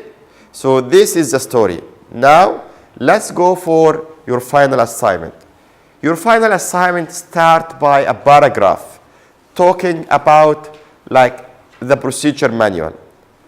And actually, if you, like few years ago, before application of the accreditation standards, we didn't hear about policy and process. Did we? No. And only few people know about something called policy and procedure. So they have a kind of dust collecting tool. They call it like this, a dust collecting, like the old books you have in your bookshelves, where there's a lot of dust on this one. But nowadays, the policy and procedure manual become like very frequently visited by every staff member in the facility. So it said that in the past we have policy and procedure manual that was a kind of dust collecting tool. Now it is a highly used document in your healthcare facility. What you are requested to do, you are requested to develop a policy. I gave you some very common policies, like policy on, I want you to design one new healthcare policy in one of these. Choose one and develop the policy. Develop policy on prevention of fall. Develop policy on high alert medication. Develop policy in risk assessment plan. So I want you to develop one, only one, for one of these. Does it have to be from these three options? Yes. Because You don't have it. no, because no, in our hospital they actually want to make a policy about code STEMI for STM patients. No. Geneva Business School will not change its final assignment to meet the requirement of one single hospital. And this is So- a policy. Yeah, this is policy. Yeah, this is our own policy. So, why I'm asking you to do this? Because this is the most important risky area. And it is one of the international patient safety goals. And it is one of the SIBAHI accreditation requirements. And it's one of the accreditation standard requirements. So it's very, very common requirement by every accrediting standards. So develop the policy on either prevention of fall or high alert medication on risk assessment plan. Then for this policy you are going to develop, you are going to have 30 marks. Now you develop the policy, happy? Okay. Second, use and mention references whenever possible in your policies. Now this is another 5. Then mention all possible cross-reference policies, cross-reference manual, cross-reference guideline related to the policy you are going to select. Okay? From what you have in, yeah. But when you tell me, I understand that you know the cross-reference point. You understand what meaning by cross-reference. Okay? We finish with the policy designing. So now we have policy. What is the second step after we have a policy? Procedure. We educate the people on the policy, right? So I'm requesting you to design awareness plan. Plan. Remember the plan of the BDCA? Plan. I'm requesting you to design awareness plan for a group of the staff, 150 staff, in 3 different sections on the new policy. So if you take the medication policy, pharmacy, nursing, medical, example, okay? Prevention of fall or fall assessment policy. So you have nursing, you have medical, you have radiology, okay?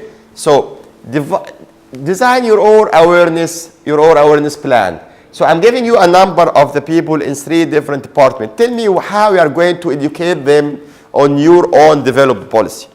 Okay? And then last thing, I want you to develop awareness tool. Like how you are going to tell everyone in the facility that currently we are implementing this policy. Help us to implement the policy. Awareness tool, a kind of a reminder for the people to remember the policy and to implement the policy. So this might be PowerPoint presentation, might be poster, brochure, or leaflets. So you said at least 2. Yes. So design for me tool for that policy. So when you put that tool in the corridors, when you print these tools and make it available, when you put it on the platform banner, so when the people say, I remember now, I'll go and do it. So develop for me an awareness tool. If you have this for every policy you develop, now you know how to develop the policy, you know how to educate the people on your policy, you know how to have a promotion for your policy. So you need 2 tools, not just 1. Yes, 2. Yes, simple. How many At least 2. So PowerPoint and poster. Yes. Okay. So at least 2. It's easy. Or make a poster? Yes. No, to make a PowerPoint and poster or? I will give you example. For example, if we are talking about the hand hygiene, so the poster of hand hygiene, wash hand, is a poster. Yeah, Okay.